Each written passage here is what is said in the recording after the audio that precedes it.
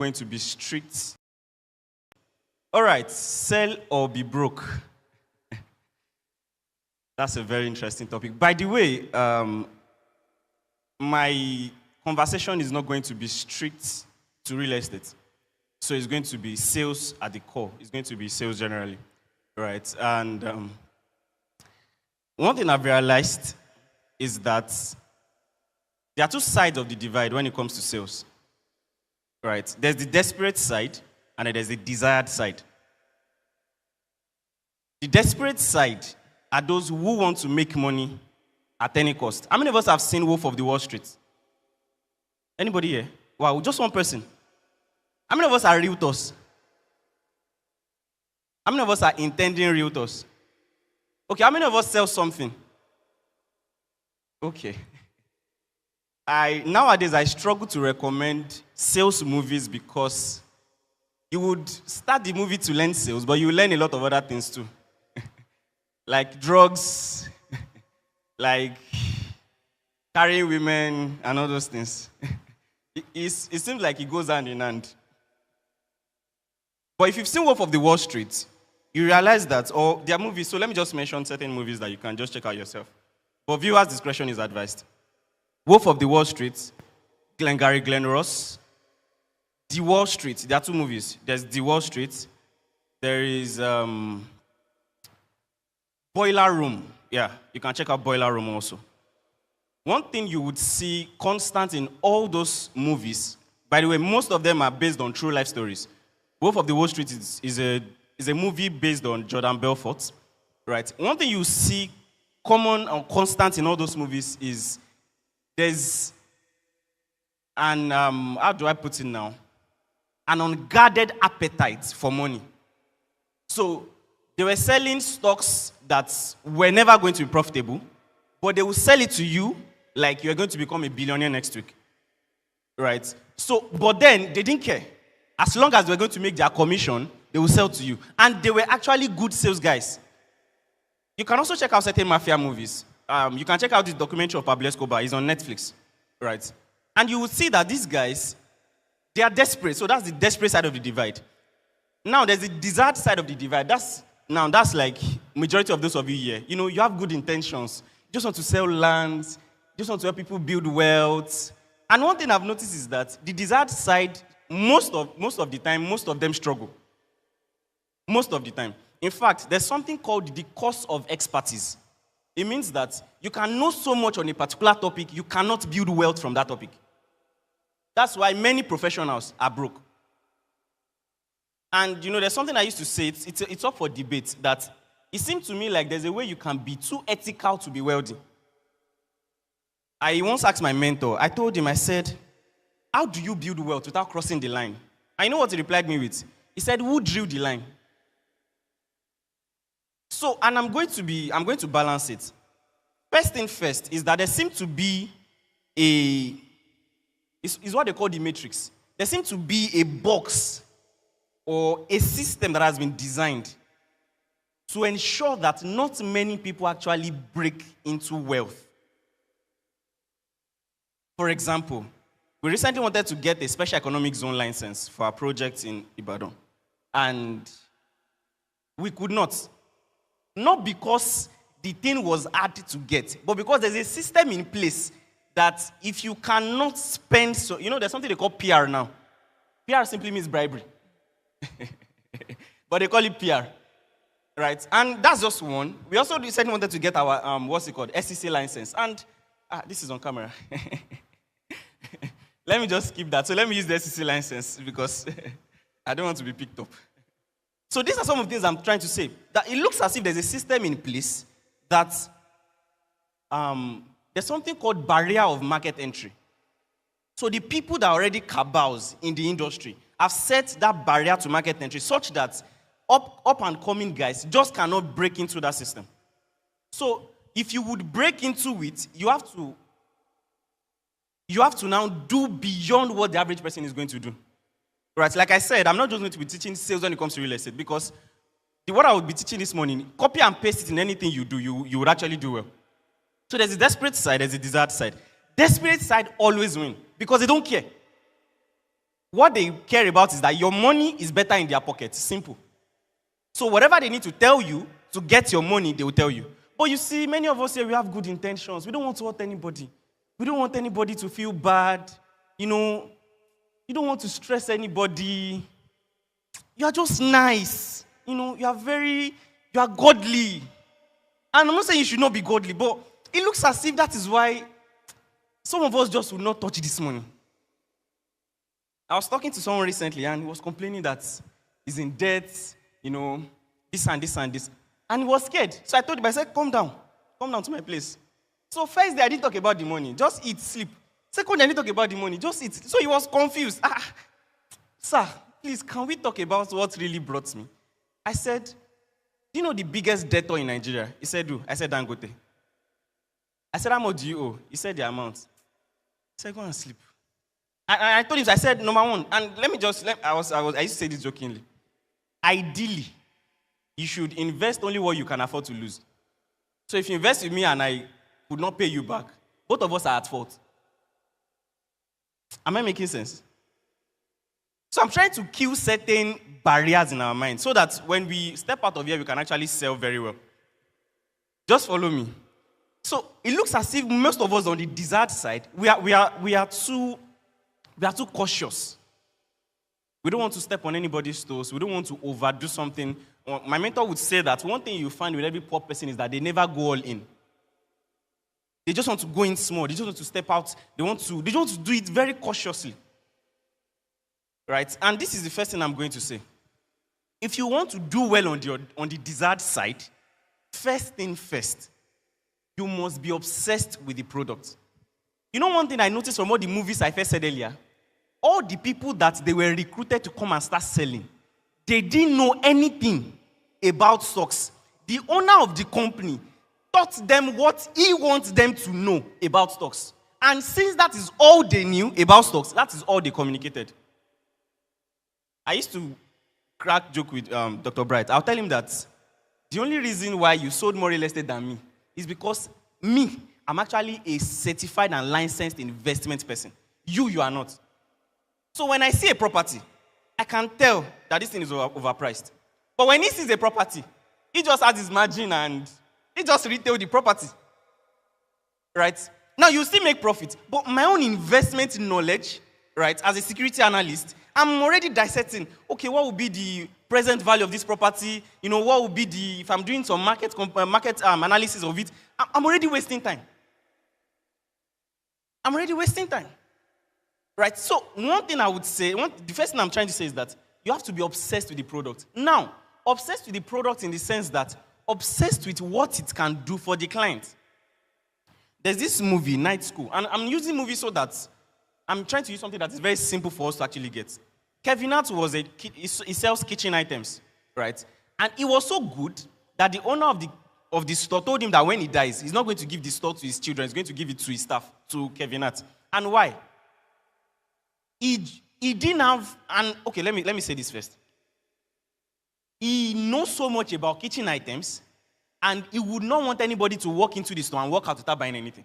So he will do whatever it takes for you to buy. Is it to dance? Is it to sing? Is it to hail you? Is it to make you laugh? Even if it's going to be dry jokes, his own is just that you are not living here unless you buy something. How many of us follow up with clients and sometimes you feel like you are disturbing them? It's because you don't need their money.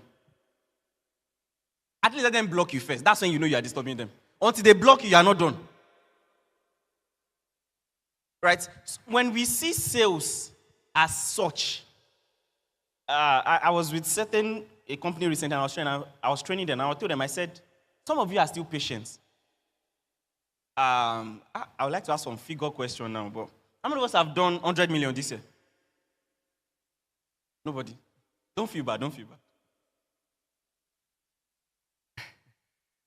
But how many of us can still wait for the next 10 years before you do your 100 million? All right, sell or be broke. That's a very interesting topic. By the way, my conversation is not going to be strict to real estate. So it's going to be sales at the core. It's going to be sales generally. Right? And one thing I've realized is that There are two sides of the divide when it comes to sales, right? There's the desperate side, and then there's the desired side.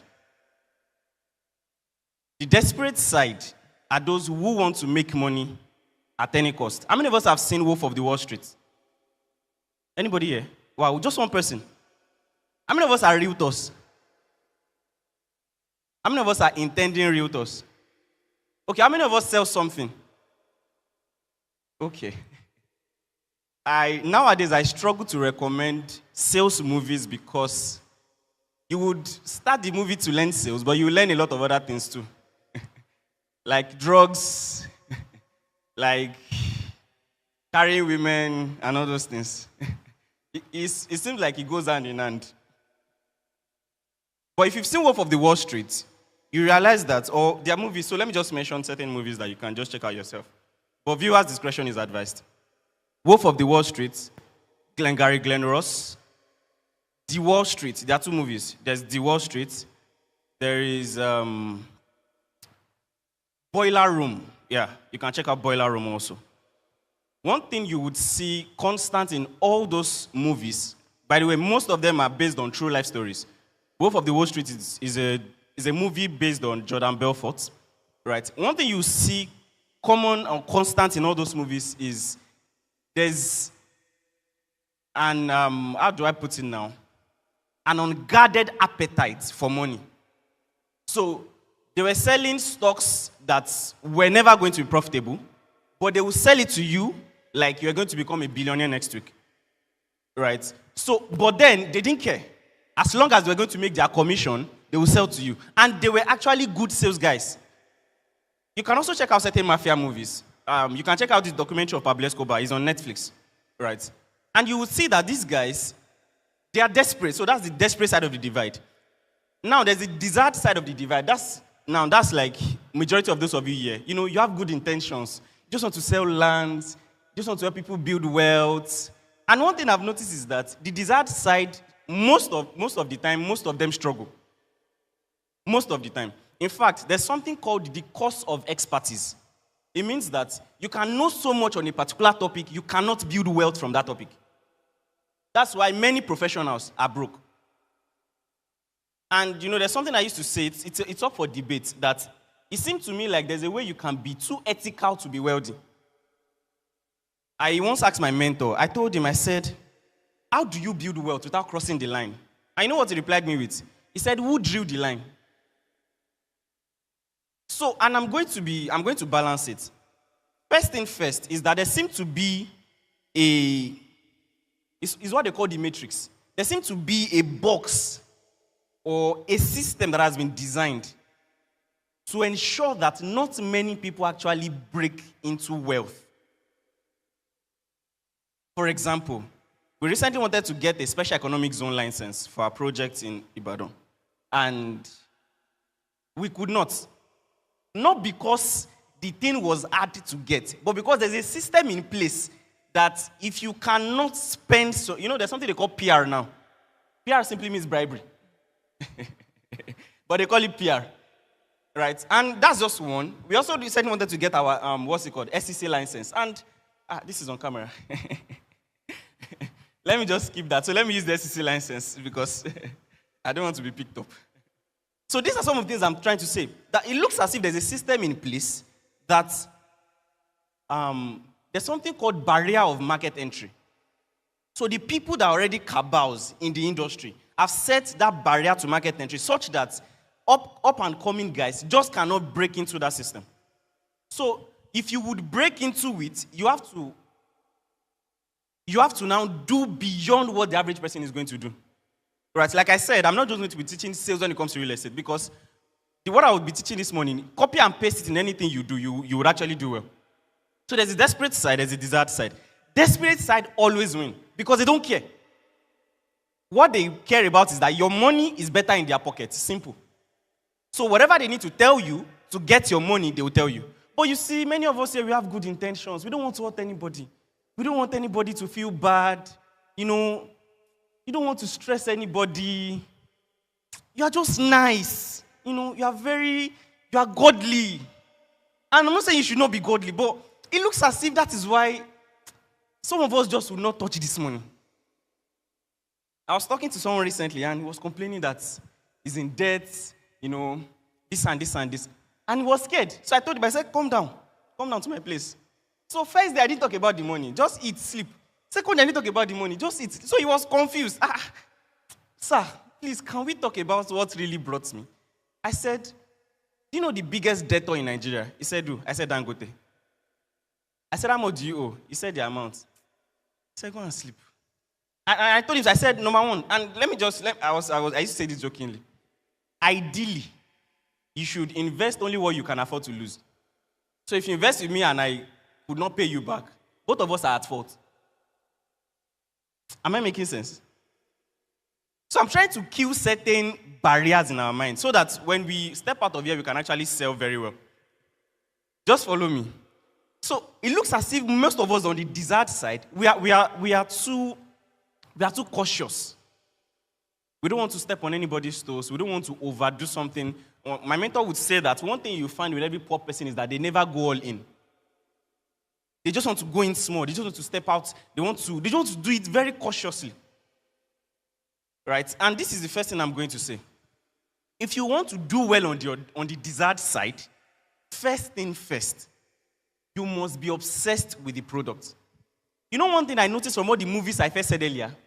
All the people that they were recruited to come and start selling about stocks, the owner of the company taught them what he wants them to know about stocks. And since that is all they knew about stocks, that is all they communicated. I used to crack joke with Dr. Bright. I'll tell him that the only reason why you sold more real estate than me is because I'm actually a certified and licensed investment person. You are not. So when I see a property, I can tell that this thing is overpriced. But when he sees a property, he just adds his margin and he just retail the property. Right? Now, you still make profit. But my own investment knowledge, right, as a security analyst, I'm already dissecting, okay, what would be the present value of this property? What would be if I'm doing some market analysis of it, I'm already wasting time.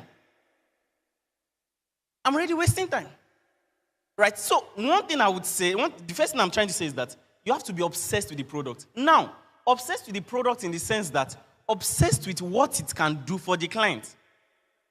There's this movie, Night School, and I'm using movie so that I'm trying to use something that is very simple for us to actually get. Kevin Hart he sells kitchen items, right? And it was so good that the owner of the store told him that when he dies, he's not going to give the store to his children, he's going to give it to his staff, to Kevin Hart. And why? He didn't have, and okay, let me say this first. He knows so much about kitchen items, and he would not want anybody to walk into the store and walk out without buying anything. So he will do whatever it takes for you to buy. Is it to dance? Is it to sing? Is it to hail you? Is it to make you laugh? Even if it's going to be dry jokes, his own is just that you are not living here unless you buy something. How many of us follow up with clients and sometimes you feel like you are disturbing them? It's because you don't need their money. At least let them block you first. That's when you know you are disturbing them. Until they block you are not done. Right? When we see sales as such, I was with a company recently, and I was training them, and I told them, I said, some of you are still patient. I would like to ask some figure question now, but how many of us have done 100 million this year? Nobody. Don't feel bad. But how many of us can still wait for the next 10 years before you do your 100 million? You don't really mind. It's not really, you will not die now. Will you die? Or you won't die. Nothing will happen, right?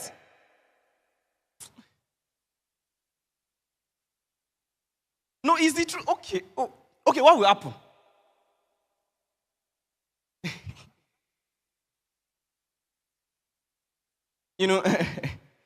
I wanted to get one car recently. I had priced it, I think, 2024, and they gave me a price. So I wanted to price it again now, and I was like, wow. I thought they said cars don't appreciate in value. But on a serious note, how many of us can still wait for, God's time is the best. I'm still in my 20s. Maybe when in my 40s I can make my first 100 million. It's not bad. Is it bad? It's bad. So I told them, I said, some of us are still patient. We are meek and lowly in heart. Contentment, how the Bible say it? Godliness with contentment is great gain. I'm not, when God wants to do it, God will bless me by himself, right?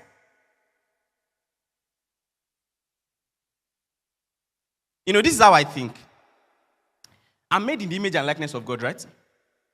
Good. God is a creator, right? So I'm a creator too. What does that mean? I create my own reality. If God has inspired me to do it, it means go and get it done. For most of us, we still wait. Let me share you a story. And I'm trying to buttress a point. When I moved to Abuja, right, first time. I'm quite foolish. And only a foolish person could have done the things I've done. So when I moved to Abuja, I had, I think, about 125,000 in my account. I booked flights, 110,000. Don't try this at home. I got to the airport. How much was left in my account? 15,000. Then I took a boat. I already called a hotel. Make reservation for me. Get me your executive room. They said it was, I think, 50,000 naira or 75,000 thereabouts. I think they had deluxe room or something. So I said, okay, reserve it for me. I'm on my way. I just landed now.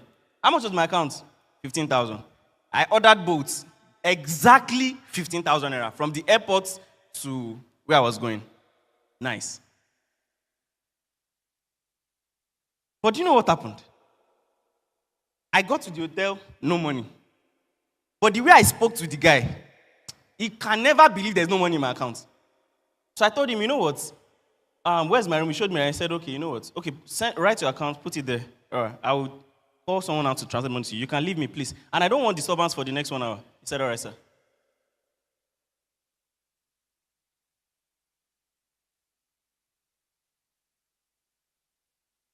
He was there that I started to make calls and started to sell. I got the money to pay for the hotel. Don't try this at home. I'm trying to say that, see, this is my own formula for everything I've done in my life. And I learned it from Dr. Stephen Akintayo. He said one statement, and I just took it. Some of you, we say some things, and you think it's figuratively. Me, I take things literally. He said, success is like jumping out of a moving plane, skydiving. He said, jump out and find a way to land. So I took it.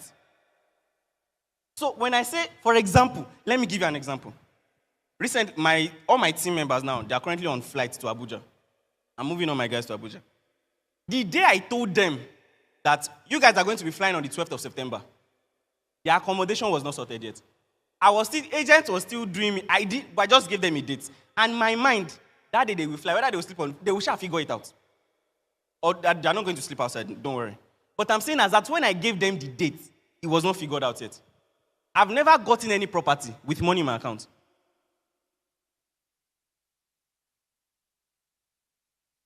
Maybe Dr. Bright will tell you.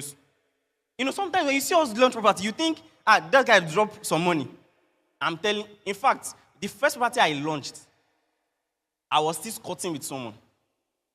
So I didn't have rent, but I put 50 acres of property under contract.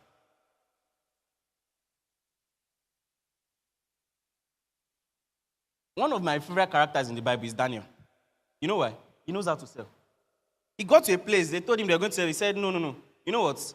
Give me this and this. In 7 days, come back and check me whether I'll be this. That's selling.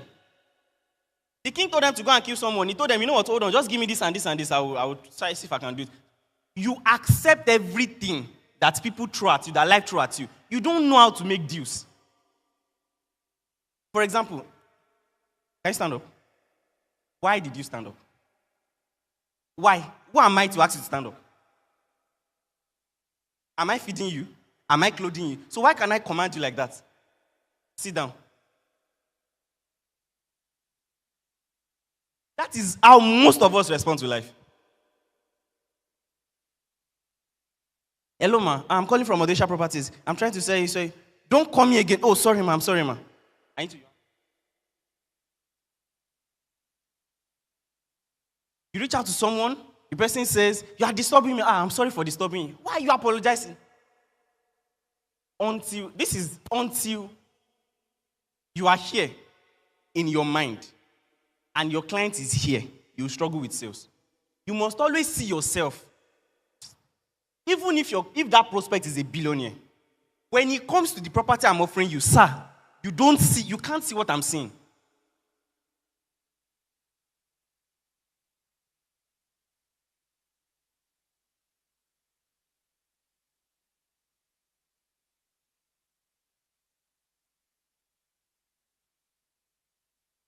When I say obsession with products, I'm saying be so confident in that product, in whatever it is that you are selling, that every other product looks fake. I learned this from Coca-Cola and Pepsi. Hope you know, if you work in Coca-Cola, Pepsi is called poison. If you work in Pepsi, Coca-Cola is called poison. But you don't mind your clients going to buy from another person. After all, if that works for you, man, you can go ahead. Are we together? You make clothes or you sell. I'm trying to say whatever it is you do until it becomes the only thing anybody should wear. The only thing anybody should wear. We are not, selling is not, see, by the way, selling, when she said in this industry, is in every industry. It's in every industry. Nobody gets anything tangible done by just, nobody makes any tangible revenue by just accepting that, maybe I will not, maybe it will go, maybe it will not go.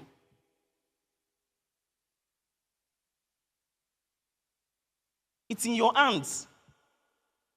We still have, okay, let me give you a practical example. I did a program recently, 30 days additional intelligence. Is there anybody here that is on that platform? Okay, they're there. And I told them, I said, the target I'm setting for everybody is 10 million naira, right? In the next 30 days. Did somebody do it or not? The person that did it, that's her second month in real estate. She closed a 10 million naira deal.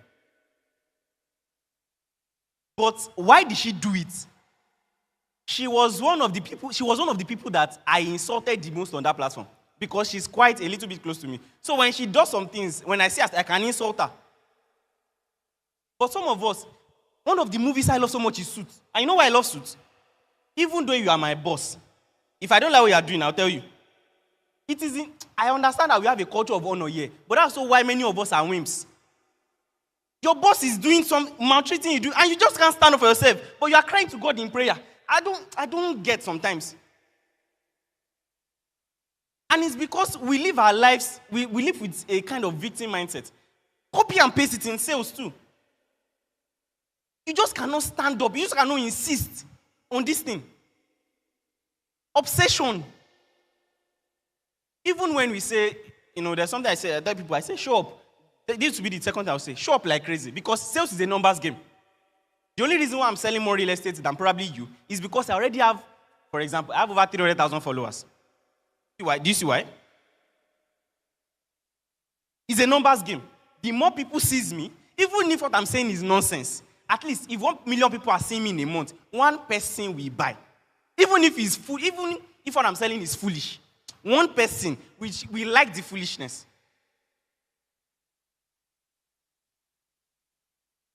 There's someone in this country that all he knows how to do is speak bad English, and is richer than many of us in this room. And the guy is so influential that he's a topic of debate in your house. And even your family members are not discussing you. And you think that guy cannot mentor you. But do you know why? He shows up more than you. They were interviewing Shode. They were interviewing Shode recently. And he said when he was promoting Caution, he was making 60 videos a day. So why will he not be successful? Sometimes you need to tell yourself that I deserve where I am. Oh, I deserve to be broke. I deserve it. Now I'm right where I'm supposed to be. Because that's sales.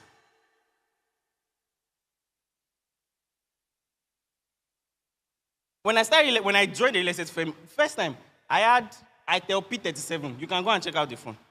If I still have the phone, I keep it as a memorial. Itel P37. Before I can make videos with that phone, I will have to find a window and open and put the phone directly on the window so that lights can flood my face. But that same phone made me my first sale. Because guess what? I was recording one video per day and I was going live twice a day. 12 p.m. to 12:30 on Instagram, 12:30 to 1 p.m. on Facebook. Every single day, Monday to Sunday.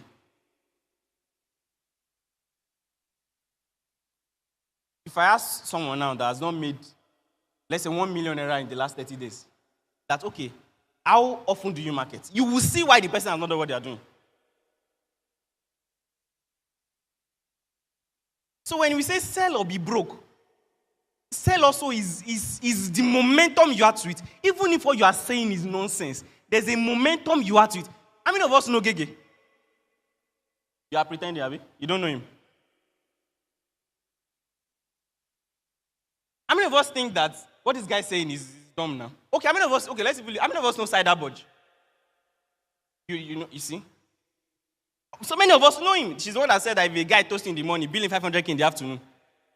But guess what? Go and check. How many of us can pull up our phone? Check how many times she has posted in the last 24 hours. There was a day I called my media guys. I showed them. I said, this is a billionaire. This is Grant Cardone. How many times has he posted today? 6 times. This is another billionaire. How many times has he posted today? 5 times. This is another billionaire. How many times has he posted today? They said 3 times. I said, oh, how many times have you posted today? They said once. I said, do you see that now? It's simple. That's just it. Even if all you do is just pull out phone like this. By the way, many of us even have smartphones. Oh, yet you won't put out anything. I don't know whether it's good enough. It's because you are still patient with poverty now. You can still spend 1 more year there and nobody will die. Nothing will happen. You won't even fall sick. Some of us we don't do health checkup. Not because, it's because you can't afford it, but it's because I don't fall sick. The theme is sell or be broke. If I come here and start speaking grammar, I'm wasting your time, right?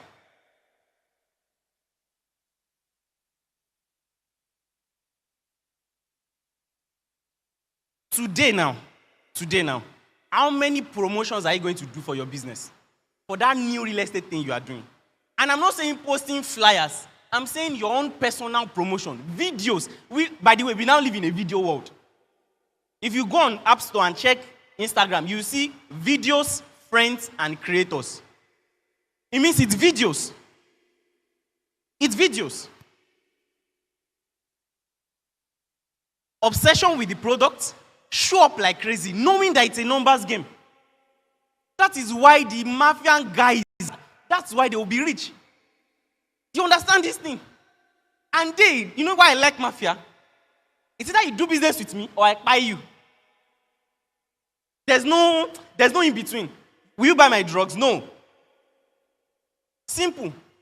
Will you be my partner to be on the same side? No, you don't want to be my partner. I kill you because you are my rival, and I cannot have a rival. I'm not saying you should go and kill other realtors. But I'm saying that when will you get tired of explaining why you don't have $1 million in your account?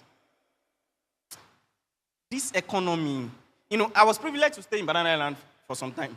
And there was a time that, I can't remember the year now, where I think that's when fuel scarcity came up a bit. I can't remember the year now. When everybody was lamenting, my neighbor bought a G-Wagon of 480 million naira. Otedola just bought 2 houses, just so his daughter can, just for venue, wedding venue. It's vanity, Abi. It's vanity. That does not mean you make heaven. Heaven is the goal. Someone said, it was, my mentor was saying that many of us are in chains. How many of us know that you are in chains? Sorry. Let me ask you a question. You know whether you are in chains or you are not in chains now. Can you decide now that you are going to Dubai? You are in chains. So, you're actually in prison. What's prison? You don't have freedom now. Can you decide now that, I was staying with someone, I can mention her name, you know her. But I was staying, this Ibadan here. She woke up one morning. One of my secrets, one of the things that helped my art or that helped me to push further is because of the things I consume. And when I live with someone that is ahead of me, I observe them. I studied them as if I just noticed that she came early morning and she looked at her son body and she said, what's these rashes? And she looked up. I'm telling you as exactly as it happened. I'm not adding anything to it. She looked up and said, this weather. And she told her assistant, please book a flight for all of them. We are going to the US today. I'm telling you, that day they left for Lagos. The same night they left for the US.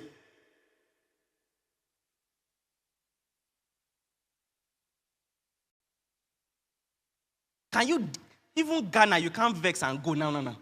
You can't vex and go. I say you're not in prison. Even Lagos. You know, there was a time when I was in school that we used to compete that I know where they used to take Sole. You don't know where they used to take Sole. Do you know what Sole is?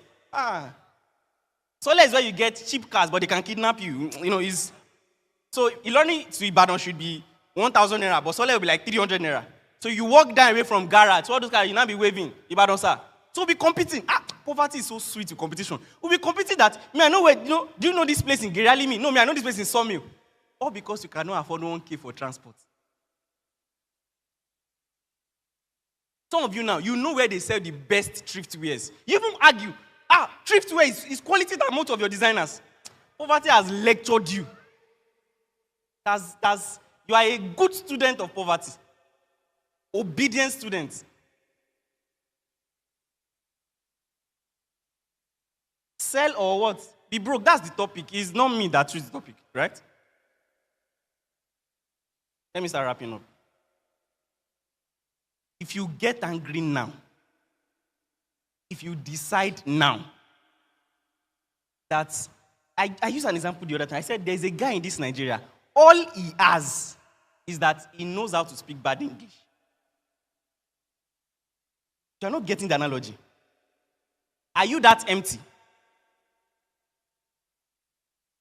But the way he pushes that singular thing that he has is on. Recently just signed a deal with Kik. I think $500,000 or thereabouts. Or is it 500 million? 500 million. You will know it. Just signed a deal with Kik. And all he has, and you even complain, no? This generation, look at the people we are watching. Why are you watching him? Because he shows up every single day. Nobody is watching him because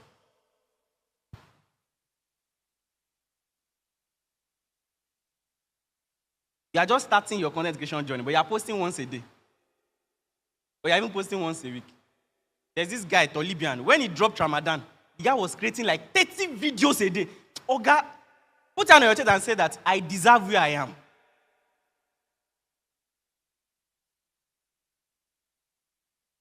That's the truth. We don't even put in, we just say it. Miss, I go buy jet. If you go like this, I swear, car save if you no buy. Don't you know people in their 40s that don't own cars? It's not impossible now. You can still tell your child that, you now you can decide that, me, I don't want to be the one to leave the name of my family. So you now tell your child, you to leave the name of, do you understand what I'm trying to say?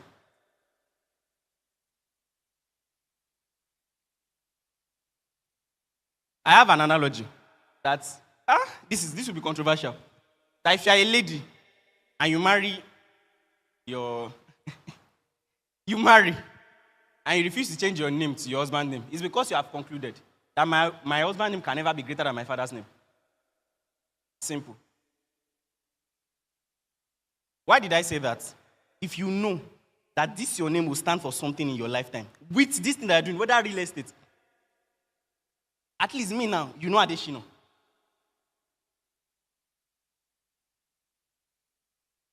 If you want to do real estate, do it. If you don't want to go and do something else. I used to tell my team, don't be another noise in the market. Do it and be so. Nobody can ignore you. One of the quotes by Steve that I liked, he said, you can disagree with them, you can vilify them, you can glorify them. One thing you can't do is to ignore them. I'm not really good with interpersonal relationship. Right? But one thing I know, is that when I carry something, people I want to meet also want to meet me. And I'm telling you, I've seen it happen over and over again. I gave an example recently.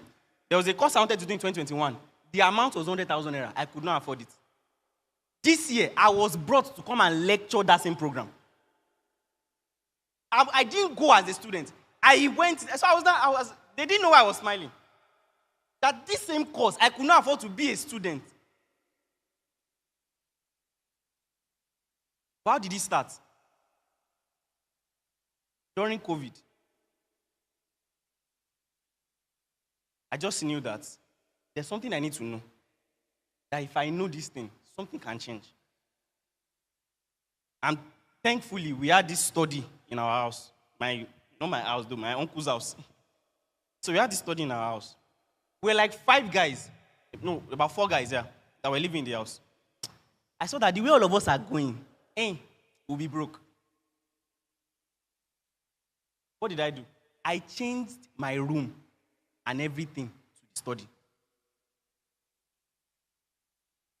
I read till I fell sick. This is my own template. You don't have to follow it. And the way I read, I don't read to know. I read to practice.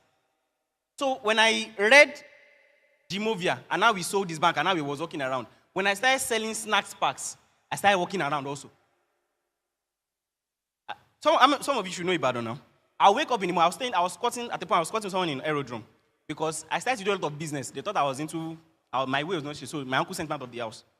So I started to call my friend in Aerodrome. I'll wake up in the morning, dress up, carry my bag, then I will trek from Aerodrome to Ojo. Right. When I'm coming back, I will now enter from Songo and go to Gates and then trek back home. And I was doing that every single day. Once I see your store, if you are there, I'll walk in, I'll sell digital marketing to you. If you are not there, I'll pick your number on your billboard, I'll go and cold call you at home. That's how I learned cold calling. I didn't learn it in books. My first client was Tonic Software Music Academy in Gates. I trekked from here to Gates to close the client, to even know the client. Then I trekked there every day in conversation to close the client. And how much was it closing? 50,000 a month. But guess what? I didn't stop. Someone sent me a message one day, said, I'm hungry. I don't have anything to eat. If it's 1,000 and send it. I replied the person. I said, hold on. There's no market in your area you can go and carry load for people. There's no person you can fetch water for. There's no place you can do car wash. There's a car wash opposite Aerodrome. How many of you, if you know, there's a car wash. I've washed car there before as a graduate. And I graduated with 2-1. So it's not that I don't know book. But and guess what? I resigned from IITA to go and do car wash. I was earning in dollars. Now me won't do business. So don't think I could not get a job. If I had 2 offers, I have an offer in Coca-Cola. I had IITA. I choose IITA. So I was not a dullard. But I knew what I want. And even as then, I was not seeing that suffering. I've told the story before that I took my laptop. I was hungry. Took my laptop to Mokola. There's an Oraimo store facing Mokola Bridge like this. You see that today. I walked in, I said, sir, I'll give you my laptop. You give me 2 headsets. I'll go and sell in traffic. I'll come back and you give me money. He said, no, your laptop is not worth 2 headsets. So now how broke I was. So he gave me 1 headset. I gave him. Went to Mokola traffic. Sold. Came back. Gave him. Got that now. Sold. Dinner. Set. Went back home.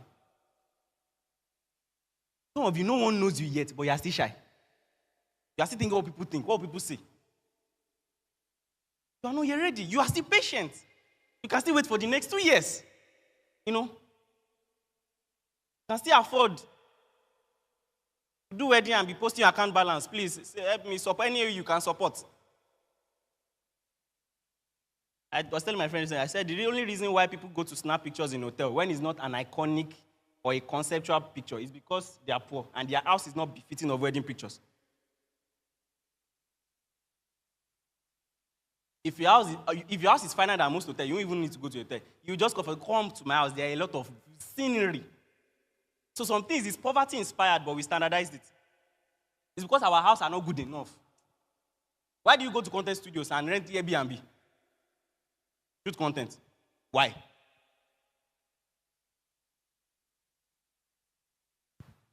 But you can just decide today that this thing I want to start selling, I create 5 videos a day. I go live every single day. In 30 days, come back and tell me you are still at the same level. And if you need money to run ads, nobody knows you yet. So you can still do anything. Go and fetch water for people. Raise 200,000 naira for marketing. Use it to run ads. There was a semester in school when I learned, by the way, there's hardly any digital skill I don't know. I can build website, I can do design, I can do video editing. How did I learn it? My allowance in school was 10,000 naira. Most times, in fact, there was an exam I did that all I drank throughout the 1 week of exam was Gary and sugar. And the guy that we did together is still alive. Not that I spend the money lavishly. I used to pay for a graphic design skill.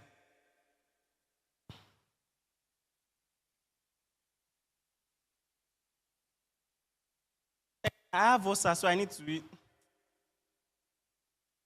Are you living fine with the ulcer? The ulcer, Sorry. I'm sorry. I'm sorry. That might be insensitive. I'm sorry. But I'm saying that sometimes we are too emotional too about these things. Yourself in trouble. Sell. You know someone that you know this person has money. Was it Boiler Room? Yes.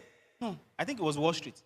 The guy called a particular person at a particular time for 67 days in a row. 8 a.m. today, 8 a.m. tomorrow, 8 a.m.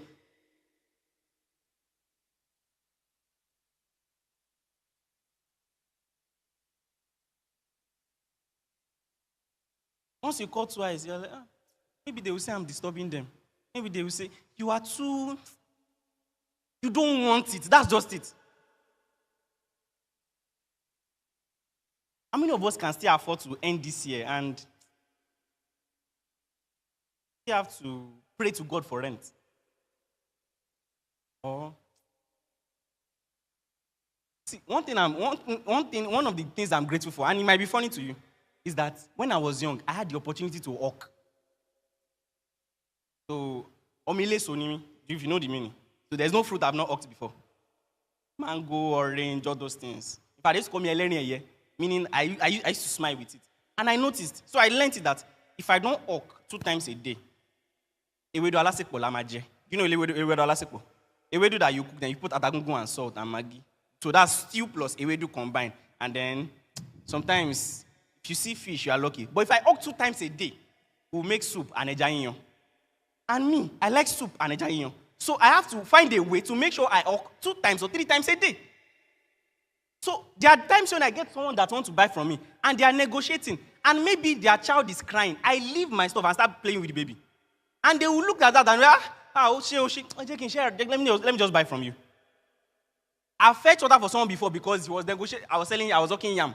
So she wanted to buy 2 of the, I can't remember how much she priced. I said, so I know that she wanted to go and fetch water. I said, man, I snatched the bucket, went to fetch water for her, filled that drum. She did not have any chance but to buy it. Why? Because there's something I had in mind I wanted to do. You can still afford to end this year broke. That's what I'm saying. If you don't want to, you can decide today that even if I do not eat my goal by December, I will know that I'm very close. I say that your growth is as fast as you want it to be. And, people have theorized it. No, there is this, there is that. There's timing for Kiniko. Me, I still insist on it. Your growth is as what? Fast as you want it to be. You decide today that you put in this level of work to this kind of thing you are starting to do today. You'll be shocked at how fast result can come. You'll be shocked. You'll be shocked. So the summary of what I'm trying to talk about this morning is that get discontented. Get discontented. And it's because most of us are too scared of failing. We are too scared of being embarrassed. Let me tell you one story as I wrap up. I started doing investors dinner in 2022. So the first one was in Lagos Continental. So I didn't know that they used to buy water because I've never been there before. So I didn't know they used to buy water and all. So I just paid for the buffet. Salary for like 4 months to host one dinner. So when they finished, and the money that was on my pocket was just my transfer fare home. And it was not even enough to the water that we drank. So they said, where's the money for the water? I said, they sell water for you. I thought it was part of the buffet. They said, no. Thank God for one of my friends that followed me that paid for that. Now, when I did a couple of it, then I moved to Abuja. Me, if I say I want to do something, I get it done. So a client was supposed to pay that day. That was the money we were supposed to use to pay for the dinner. No problem. So I got one of the guys that was working with me then said, we have the money back. I know that if I tell him we don't have the money yet, he won't agree to force it. I said, we have the money in my account. He said, no problem. We got there, we did the dinner, closed like 2 clients there, but they didn't pay immediately. So I know my work is done. Then the client I was supposed to pay did not pay. Guess what? I was locked up in Transcorp Hilton. Many of you don't know Transcorp has sell. Okay, I'm telling you now. I'm from a sell returnee. How much was it? I think 205,000 naira or so. I was still there in the midnight. What was I doing? Selling, entering people's DMs. And one guy said, let me just do and share deposit of 250,000 naira. That's why I paid them, and we left at 3 a.m. But guess what? If I didn't take that risk, the 2 clients that paid the following week would not pay. So because of the shame of 3 hours that nobody is even going to see, if I didn't tell you, will you know?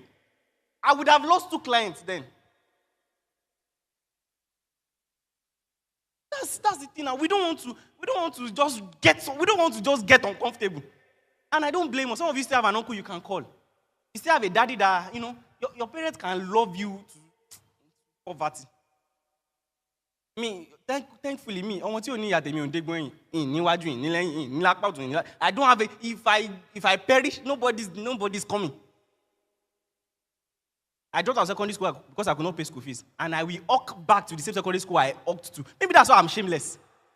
Imagine, or your classmates know that it's because you don't have school fees that you dropped out. Then you now walk Wara back. And I say, Wara, your classmates are buying from you. And you're still cruising after that teacher now. So some of us, all the shame, we don't care. I don't, how do you wear one clothes every day? I don't have clothes, buy for me. Abi now. We want to impress. You want to show that you are not poor, but you are poor. You are poor, but you want to.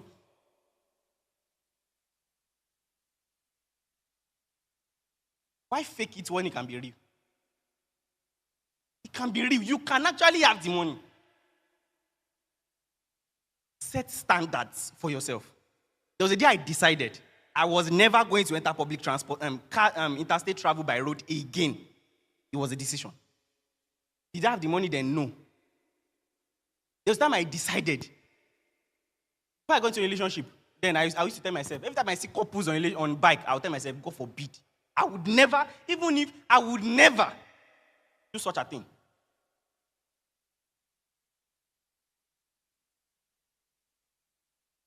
Have standard. I've been saying it when I was broke, that I don't want to live in block of flats when I'm married. Detached, fully detached house. Only me, the compound. Those standards that propel us to do. So with that kind of standard, I know I cannot sleep. Let me tell you something. On the night of my introduction day, I was live on Instagram. In fact, while I was in the meeting where they were prostrating, I was talking to a client on my phone. She liked me because love is blind, Abby. They play. I'm telling you.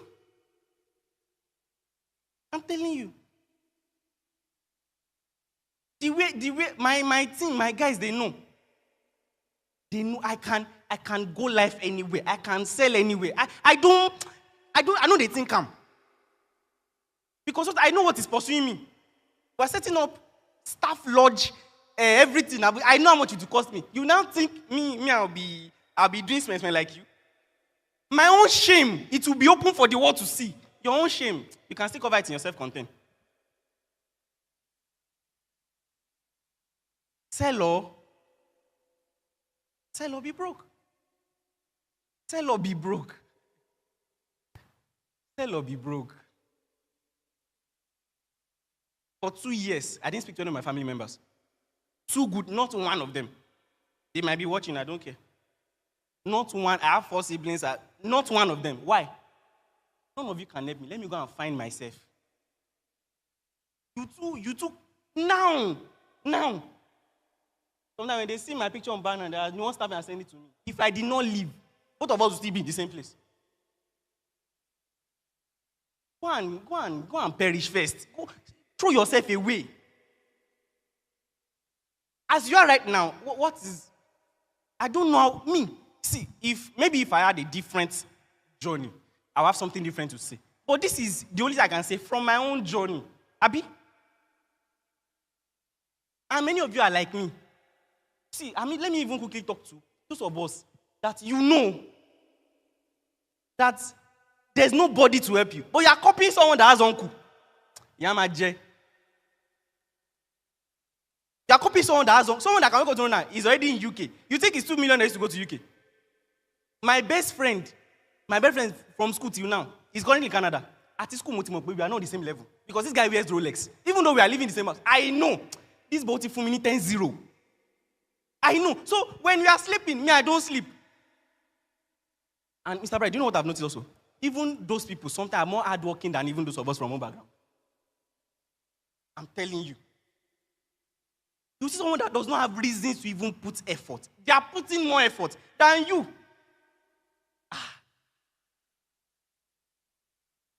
You won't do videos. You won't write anything. If it is video you want to do it and know that they can't call you lazy in this thing. If it is cold calling, there was a time I used to go to LinkedIn. Try it and see how hard it is. Every day I had a target of getting 50 contacts from LinkedIn. So you go to LinkedIn, you click on contact info. Sometimes only their mail you will see. Sometimes you see their. So sometimes you have to send them an email, if you know what is email on LinkedIn. Or you wait for them to get connect. So some people hide their contact. People you can easily click on contact info and see their contacts. So most time you have to go through like 500 contacts to see 50 contacts that you call. Then I'll start calling them. And I must search for 50 contacts on LinkedIn and call 50 of them. I wish one of my guys is there. I had the jotter where I will put and I'll start ticking. I such that I've said it before. The owner of the company came one day and said, apart from me in this company, the most hardworking person is Adeshino.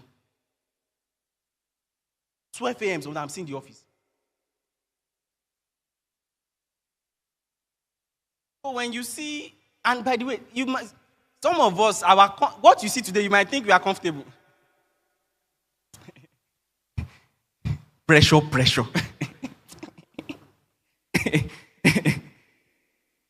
I used to think, there was a time I was looking for 200,000 self-contained in Ibadan here, behind Samanda here. I thought once I get there, pressure. I have just one question for you. Are you tired of being patient? Or you can still do 5 more years? Me, I will do giveaway. Don't worry now. Let me be making the money. I can do give. 10 of you comment to account number, send 10,000 to you. Me, I can do that. Me, I like to give to poor people. Right? Don't my comment section is open. Comment your account. You can even send me DM. I'll do giveaway. And I can employ people to office assistants, drivers, all those things. And I pay very well. So you don't even have to dream big. You don't have to really do much. You have job offer with me, Dr. Bright, and everybody. Abi would employ you.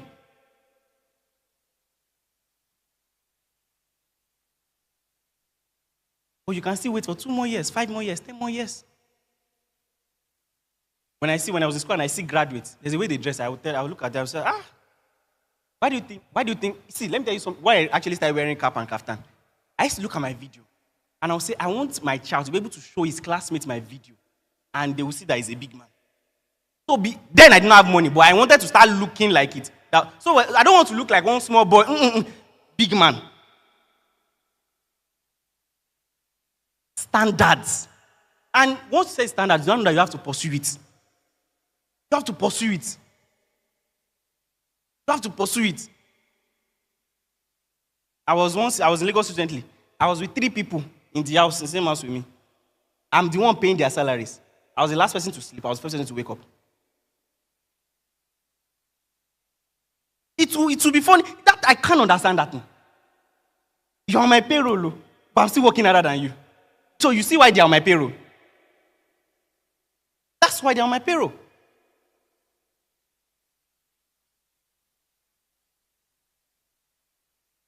What have you written as you are here now? Or you just don't feel good from my session. In fact, feel terrible.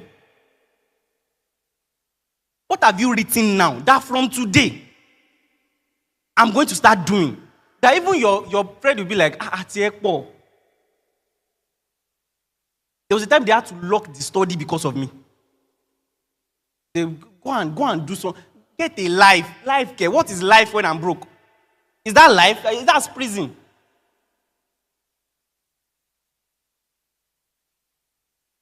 If your mom falls sick now, can you pay abuse? Or we have to hear on social media? They are raising funds. These are the questions I ask myself. If one police wants to treat your fuck up now, do you have someone you can call? These are the you are living in Nigeria. And you are comfortable being in Nigeria. That a policeman can decide to just kill you. Why? Because they just like your face.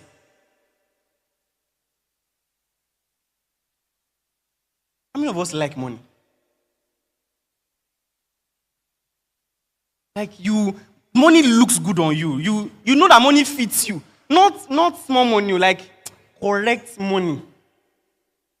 How many of you cannot, your child come to you and you give the child £250,000 as business grants?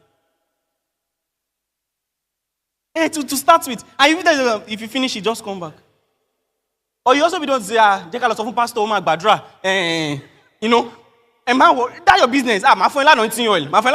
It's not his money. Just give me grants. Just give me. Don't complicate this journey. Just give me this thing.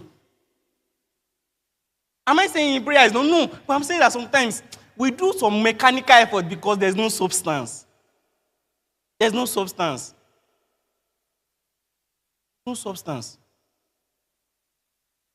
And what I'm even fighting for is that you make it happen now. You can't be driving Ferrari when you are 90. It's when you are in your 30s that is sweet, that you can rev. No girl is going to look at you when you are wearing Rolex in your 80s. It's now that you enter and it's Okomashano. Get. And no girl will look at you. I tell you about joke when you lay jailen now. So that's how Yoruba ask your Yoruba friends. I'm just being honest. Can you make it happen this year? We still have October, November, December. 90 days is enough. I'm telling you.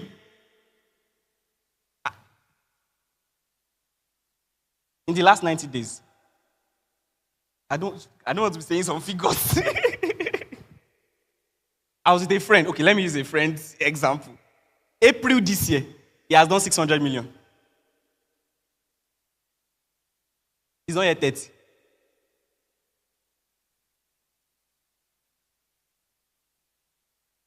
You know, another thing we do is that when we see young people doing well, we think they have a special grace. Instead of it to ask, what is this person doing?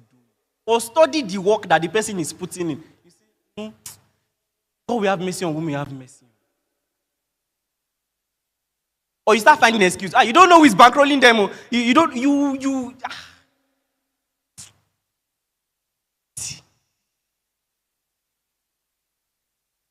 I'm saying as someone that has been there. So it's not that I'm trying to shame anybody. And if you think I'm shaming you, if that would help, yes, I'm shaming you. You cannot beat me. If you can beat me, I will run.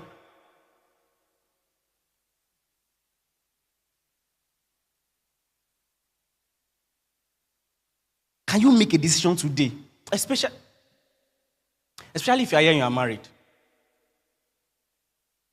And this is serious. See, begging you. Let me talk to men. I'm a married man now. I'm not married though. But I've seen some things. And even though I'm not married, I know marital responsibilities I'm handling. I know I'm young, but please, start from you getting dissatisfied.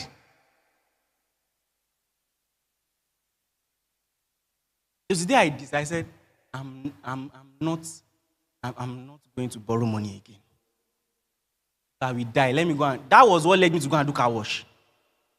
If it's business loan, separate. But that's being me. No. I know the things I mentioned then. I've done it. I've fetched water for people, wash house for people, do cleaning for people. This photographer knows me. And he knows when I used to be broke.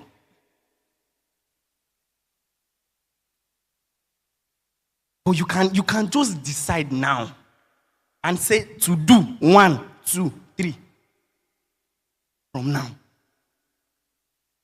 You can make 5 videos before you leave here. Your house is not that fine. That's bad outside. Quickly run like 10 videos there. Sharp. Be editing it at home. Quickly go live. Sharp. I have microphone if you want to borrow. Quickly go live. Sharp. Quickly sell. Some might not buy today. They will see the video tomorrow. They will buy. That's how I think. Don't talk. That's why I told Mr. Bright, I said, you like meetings. I don't like talk. Let's move. Let's do something. Let's know that we are moving. Hello, what are we doing? What do you think? Don't distract me. Let's work. All this talking, we are strategizing. Okay, we are going to do this. Let's get it done. Let's get it done. I'm probably 26. And my goal for my 30th birthday for myself is 2 things. Number 1, I want to gift myself 1004 estate in Lagos. Do you know the estate? How many of us know the estate? So every time you pass, they just be saying that's Adesina's birthday gift, 30th birthday gift. I want to buy it for myself. If you don't know, Google it. Google 1004 estate, 104 estate in Lagos. I want to buy it for myself as birthday gift. Then secondly, I want to go and cut my cake in space. There's now space tourism now, Virgin. That's So, you see that I cannot be hustling like I was hustling. Caseboard, me, I gone. Your own 30th birthday or 50th birthday now, fellow society, you know. I be premier out there. That's all. Some of your biggest vision is someone's throwback. That cannot be God that gave you that vision. I just want to be like Dangote or Gautishe, find new thing. Dream bigger. Dream bigger. Oh, but I hope there's nobody here that just I just want to be comfortable. I've never seen any comfortable middle class. I've never seen. It's a lie. It's a lie from pit of hell. I've never seen any comfortable middle class person. Even if they can at least afford to pay their bills, you will see the strain. You will see the struggle. You will see the strain that, it's weighty. They will say, how much some school fees? That's still prison. I said it now. How many of us can vex now and go to Ghana? Even flights to Abuja. Are we going to do something about it? Are we going to stop making excuses? Are you going to forget that there's anybody coming to help you? See, it sounds unfair. Even me, I used to wonder sometimes that, but the only way you can turn it into something that you cannot have leverage is that first, if you know you don't have anybody, now you become somebody, then create the environment for your children so that they don't have to worry. Someone told me something.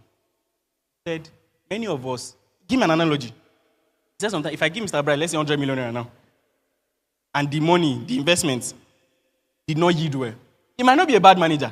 He might actually need another 100 million naira to actually recoup everything back. He said, but because you don't have enough, when you give your child 250,000 naira and it's for you say, money no kuno, money. That one can be for testing. When you give him another one, it will yield. For the sake of your unborn children, at least do something. Something about it. If you are here and you want to do real estate, do it. Shut out every other thing. There's something with focus. You die there. I give it everything. Dead or alive, me. I just stay there. This thing, it works. I wrote an exam, my capital market and security analysis exam. I wrote it for 15 hours on a seat, on a spot. I studied mass communication first degree. So how did I learn investment management, financial statement analysis, all those things without a teacher? You want it, you pay the price to learn it. I'm a financial modeling and evaluation analyst. I'm a capital market and security analyst. I'm a financial planner and wealth management professional. What's the other one? Financial wealth management something. Guess what? As I speak to you right now, I'm currently doing an MBA and another BS in economics together. I wrote 15 exams 2 weeks ago. And I'm still running my company. In fact, the video that I'm currently cutting excerpts from, I recorded it the morning of my last paper. Sometimes, as I'm in the exam, I'm calling them, is the studio set? I'm coming back to record because I'm launching a product next month. And we need to have 100 videos there before it is launched. So as I was writing all those things, I was recording videos, going live sessions. You know why? My own goal is that if I fail, like I used to say, I am it baje. For you, if you fail, you know, God is faithful and is merciful. You're going to get something doing it today. I'm not saying tomorrow, I'm saying today. I want you to have sleepless nights tonight. Some of us have in the last 30 days, you've not made a millionaire. Okay, all of us have made a millionaire in the last 30 days. Okay, how many of us have made a millionaire in the last 30 days? One person. You know yourself, and you're also still sleeping. But what is sweet in that sleep that you're sleeping? You sleep poor, you wake up poor. You sleep agitated, you wake up anxious. You sleep. Even me that have made it, I'm still not sleeping well. I don't have a good night. I'm telling you the fact. I'm not joking. No. I don't have a good night. Dr. Bright, any good night? I said, God, try the rest. Too. I was still telling him. I'm saying that someone who knows how it feels. And I'm saying that even yourself, the only way you feel good about yourself is that you know price. I paid the price. I know people that were living together, rubbing bomb together on the same bed. There was a time one of them reached out to me and he was saying, please, sir, let me know when you'll be free. You know why? Knowledge has created a gap between us. I didn't set any boundary. He saw it and what to change? If you have friends that they met you last year, they met you this year, they go see. I'm saying there are some friends like that, so don't get me wrong. But there are some that you see and be like, They will not even know when they bend. They will not know. It will be reflex. I'm traditional. Kilo share. Me, I believe in knowledge. And that's why I consume knowledge. I have a mantra. Let it be. That all I need is to open my mouth for 5 minutes. You know the quality of person I am that you want to do business with me. Why some people are praying for God, visa to this, visa to that. I have someone that is on my neck right now to bring me to the UK. I'm the one insisting. I have another person. In fact, he said my what's it called? The invitation is going to come from mayor's office. I'm not telling him, just give me time.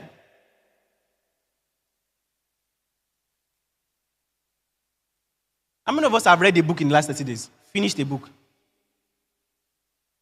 How many of us have read 10 books this year? Just 2 people. Even books we won't read. How many of us knows Alex Omozi? How many of us watched that 7 hours video he did for his lunch finish? See, I've watched it 2 times. I was telling someone, he said, he said, when Apostle was teaching, I was just seeing you in him. He said, So I asked him a question. I said, he did a series, Kingdom Wealth. I said, how many times have you listened to that series? He said twice. I said, for me, it has been on repeat. Thank you so much, everybody.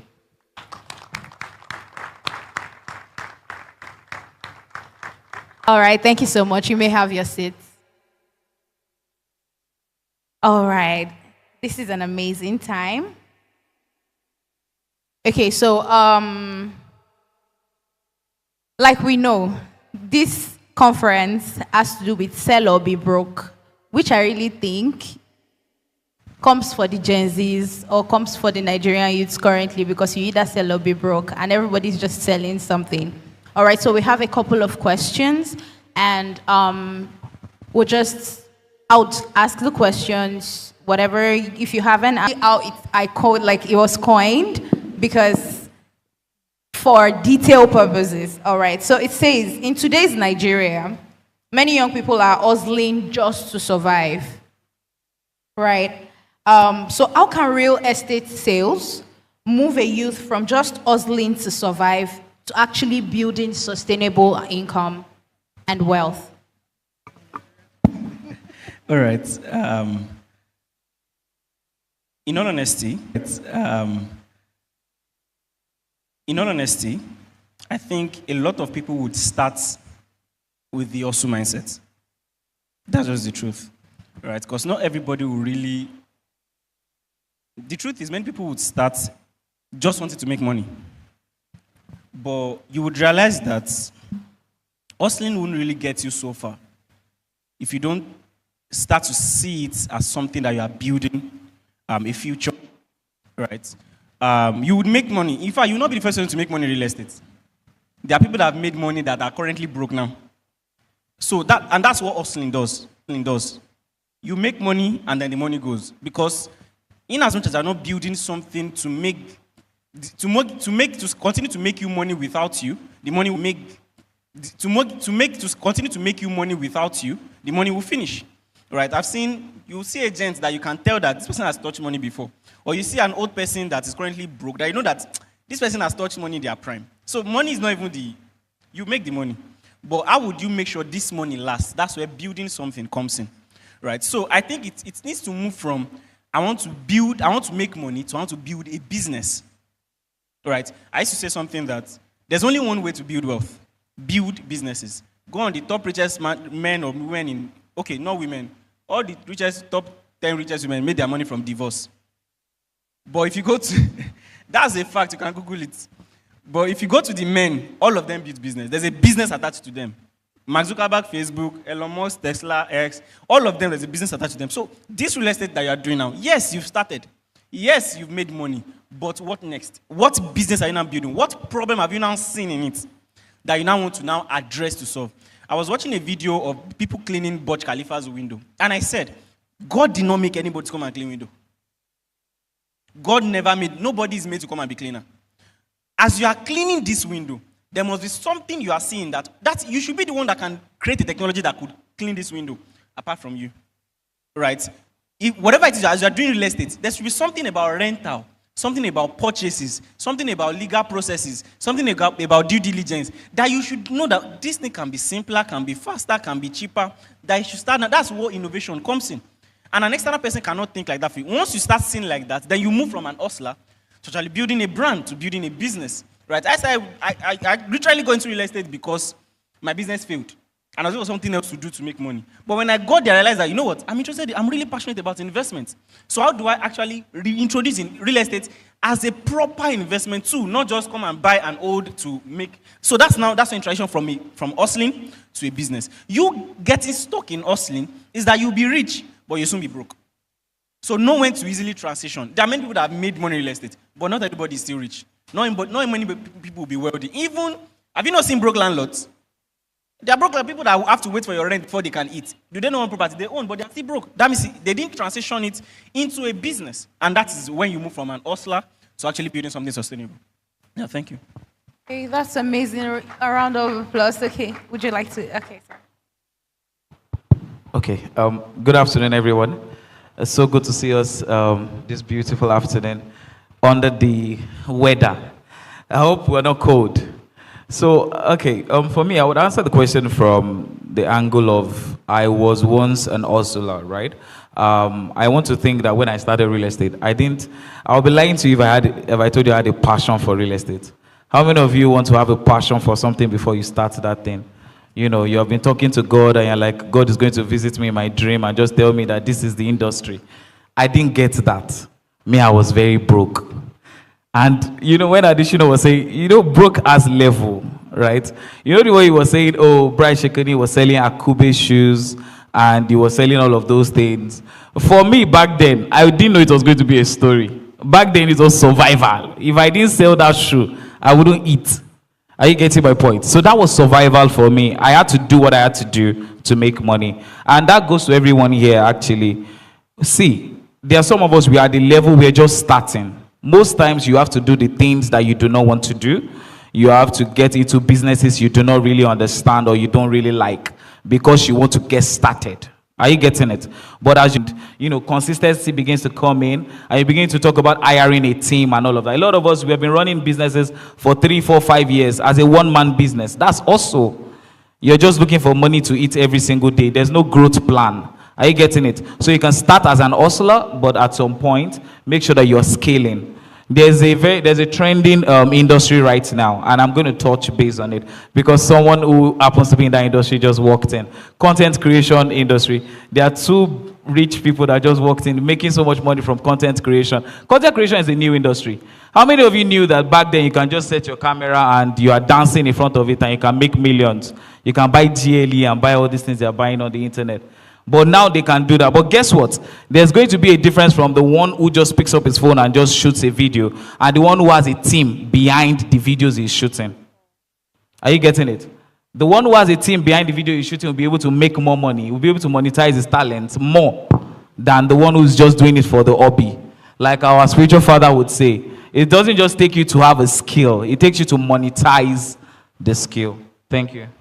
I think I want to answer that a little bit different from the angles you came from, because I feel that the reason why a lot of young people are actually hustling is not because they don't have businesses at some point. A lot of times they also don't have the knowledge for it. I feel like people are starting businesses because that's the trend, and they believe that when they start a business they'll get out of poverty. Not understanding that whether like it or not, if you are truly going to make a change, you need to sit down with yourself, ask yourself, what exactly do I want from this business? What knowledge do I need to get in this business that will set me apart? Because the truth is, everybody's doing something right now. I think that if you ask everybody in this room, do you have a business? I feel like 80% actually say they have businesses. So it's not a problem of business anymore at this point in Nigeria. I think it's a problem of knowledge. People are getting to business and they don't understand. And so most times when their businesses are failing, it's not because, they actually want their business to fail. Because when they got to that business, they understand the laws of that business. I think a lot of times I always say that, don't expect a miracle to happen when you've not learned the principles of that path. So a lot of times you need miracles. If you can learn what you need to learn, if you can be radical enough to set yourself apart from other people in that industry, I believe that you thrive. And I'll give an example before I hand over the mic. A good friend of mine, a very good friend of mine, senior brother, he said he was going to start fun, and he started. You might know the person what to say. And then he went into that, and then he said last year that he noticed everybody was doing the same thing. But yes, he's a fashion designer, but he wanted to do something very crazy. And then he said he was going to start making outfits in 24 hours. Yeah. The truth is, if you want to make this outfit, I'm sure that you will spend like an average, your tailor might take maybe 1 week, all right, to do it. But he said 24 hours, and then he said to be crazier than that. He said this year I was going to do 2 hours. Now, ask yourself, people that have that problem, are they average people? People that have problems of they have so many events to go to, or they have so many places to go to, is actually a rich man. So again, in your industry, in your business, or whatever it is you want to do, ask yourself, who are those that actually have problems that actually will give me the money I want? Sit down, learn about our business, and I believe that you move from hustling to actually retaining your money. Because again, just because you are making money does not mean that you can retain that money. A lot of times it depends on the knowledge that you have. People make billions. I literally see it happen again and again, and then move into zero naira. Not because they don't have the ability to actually make that money, but they don't have the ability or the knowledge to actually retain that money. So a lot of times, I think the biggest struggle, the biggest issue right now in today's economy is not that you're not trying, is that you're not taking time to sit down and actually learn and study and strategize your way into actually breaking forth out of the normal. Thank you very much. Thank you so much. Thank you so much. Okay, so given the background of everyone here, I know that he was into shoemaking while he was in school and then went into real estate, and now he is here. I know about you starting small and everyone starting small. So there is, like he mentioned, there is the problem of scaling, right? There is the problem of scaling. And I think that one of the things that, one of the challenges that people who are coming into real estate, they see is the fact that the market seems saturated. There's a lot of competition. So in a situation as such, for someone who is just getting into real estate as a realtor, you're just trying to pursue a career there, based on your personal stories, based on your personal experience, what are can you give us maybe one or two things that helped you to build up to where you are, you as a brand strategist, as in the real estate business and all of that? All right. So I think it's two things you're asking. Firstly is how to stand out, then how to scale.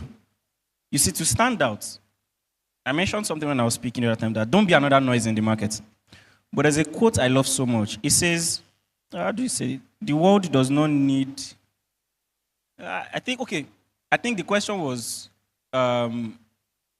what can I do for the world? Or something like that. And he said, no, the world only needs men who have come alive. Okay, let me just explain it. When you find your own uniqueness, that's what people will connect to. The problem is most of us are trying to sound like the other person. You are trying to copy the other person, how is the person doing things. And you lose so when people see you, they think of the other person. They can't see you. I've tried to be finessed with my content. I used to wear suit, hope you know, with tie and with very scripted content, today we're going to be speaking about, with calmness, I noticed, this is not additional. I'm just trying to live a character. And in fact, it's the reason why I don't take 10-minute speaking engagement. Because most time, my first 10 minutes, I'm not yet. But when I get into my element, that's why you see me shouting on top of my voice. That is me. I'm a noisemaker. Right? Especially when I'm talking about something I'm passionate about. So if I start to sound like Dr. Bright, you won't even listen to me because I'll be boring. So find exactly what makes you, you. That is what I will see and fall in love with. That's what I will see and maybe not like, but I'll still be watching you. That's what I will see that I'll be getting offended in, but I'll still be following your page. I have a guy like that. I used to comment negative thing every time, but he's still following me. I this guy, you like me or you're just pretending. Right? So what I'm trying to say, that's the first thing to stand out. You don't be scared of everybody's doing real estate, everybody's selling land. There's something about you. It can be the way you talk. I'm telling you, people have different reasons for patronizing. They can just like how soft you talk. They can just like the fact that you smile. They can just like, what's your own unique perspective? What's your own unique attribute? Just bring it into it. Don't try to be like Dr. Bright. Don't try to be like me. Don't try to be like Simi. Just be you. Can you learn from us? Yes. But learn it and now refine it with your own uniqueness and use your own uniqueness to present it. I've gone through all the content on your page. To the first content, I'm telling you, probably virtually all the real estate companies you know, I've gone through all the content on their page personally. Veritas as much as they I've gone through, Audacia I've gone through. I learn. I want to see. That's why I was joking with someone. I said, Sujimoto says started from Agege, but there's now I saw his picture in France. How did he get to France from Agege? So when she was talking about learning, I could relate. I tried to check, what's your journey like? Because I know you didn't just get here. What's your journey like? So, number one thing is stand out. And stand out is not something you do mechanically. Just be you. I'm telling you. Use your uniqueness to present everything you are learning. Then about scaling. You see, I think there's a lot of grammar around scaling. By the way, I'm an MBA student. And I've dropped out of 2 MBA schools, so I know what I'm talking about. When it comes to scaling, there's a lot of grammar around it. What does scaling mean? Growth. That's it. And your growth follows your vision. As far as you can see is as far as you grow is as far as you scale. If all you can see is Ibadan, you won't grow beyond Ibadan.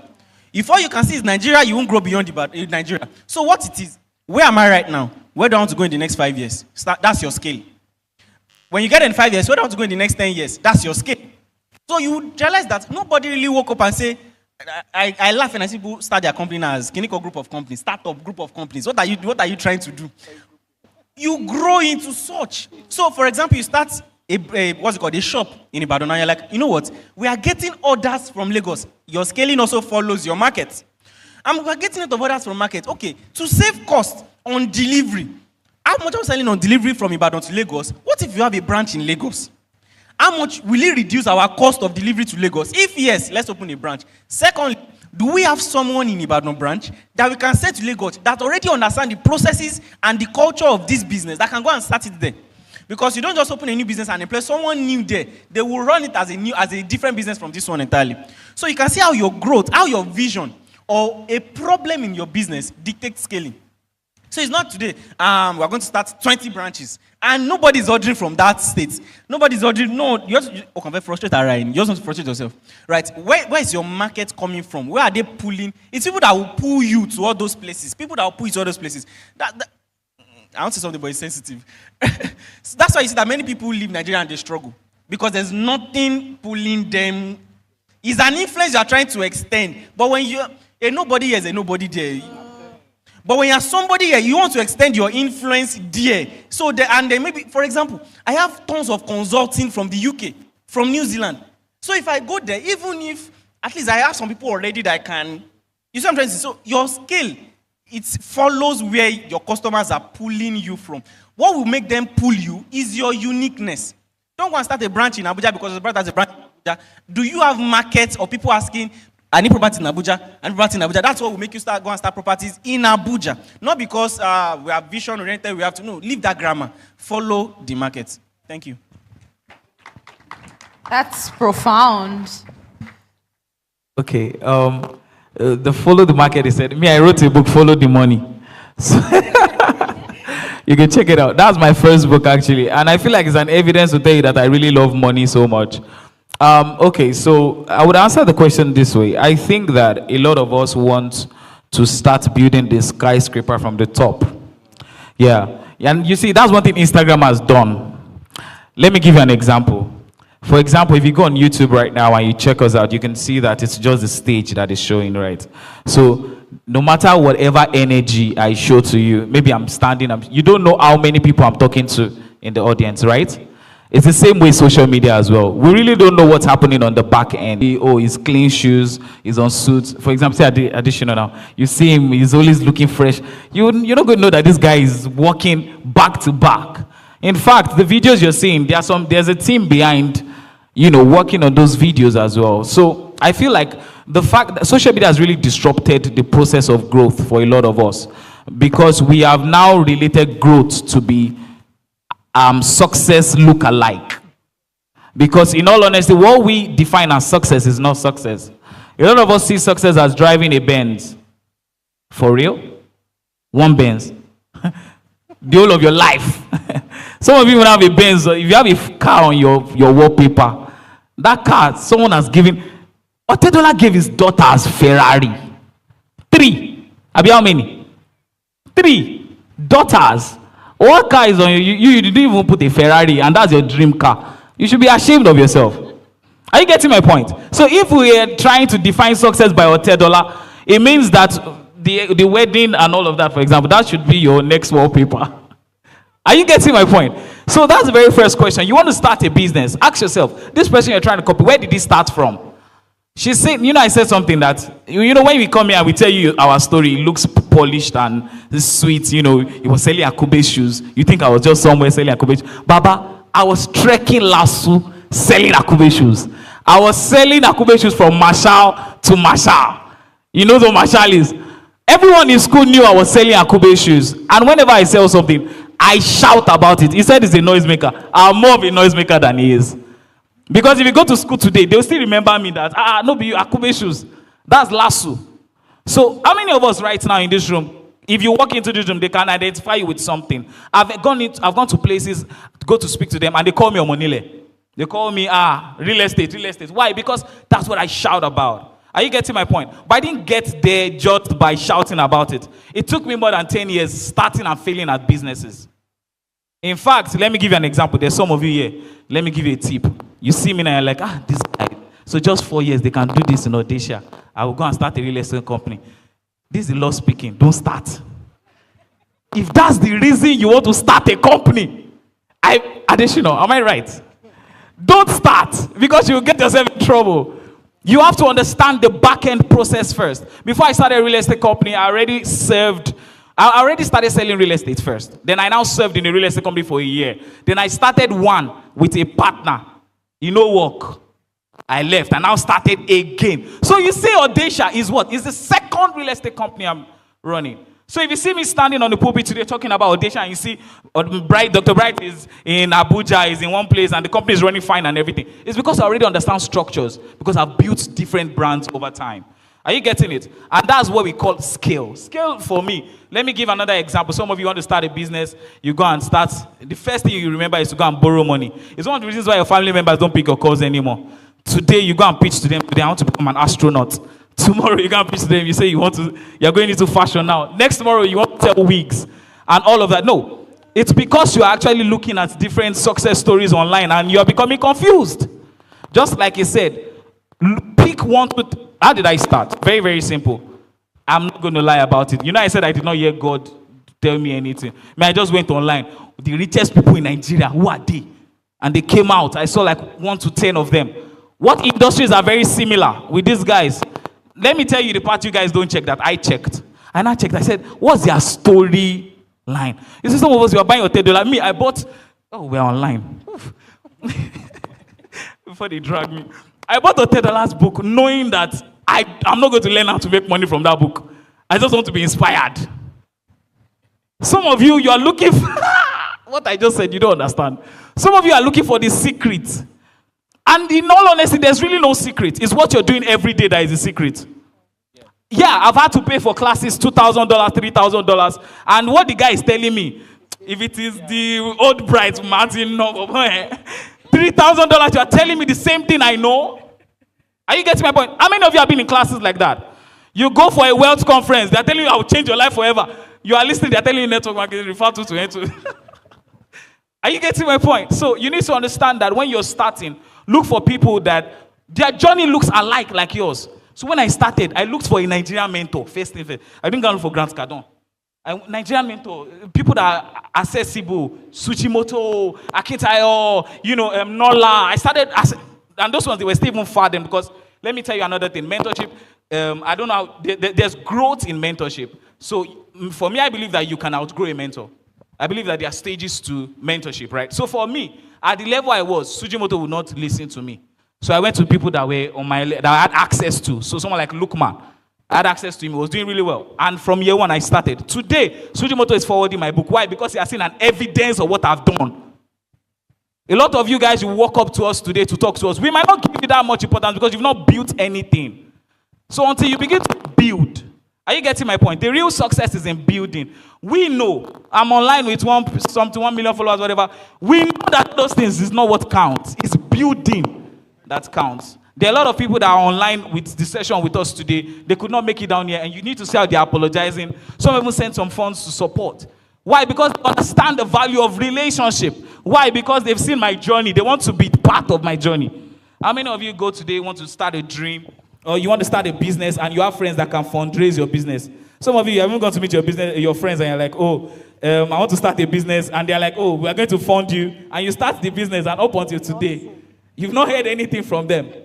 Are you getting my point? So your friends don't validate your idea. Your friends don't validate scaling. Like you mentioned, the customers, the way you grow determines that your story says a lot. Then also, success is telling your story, okay, at wherever you are. Because you can see right now, some of you would want to validate our story. You go online and you check it. You see it.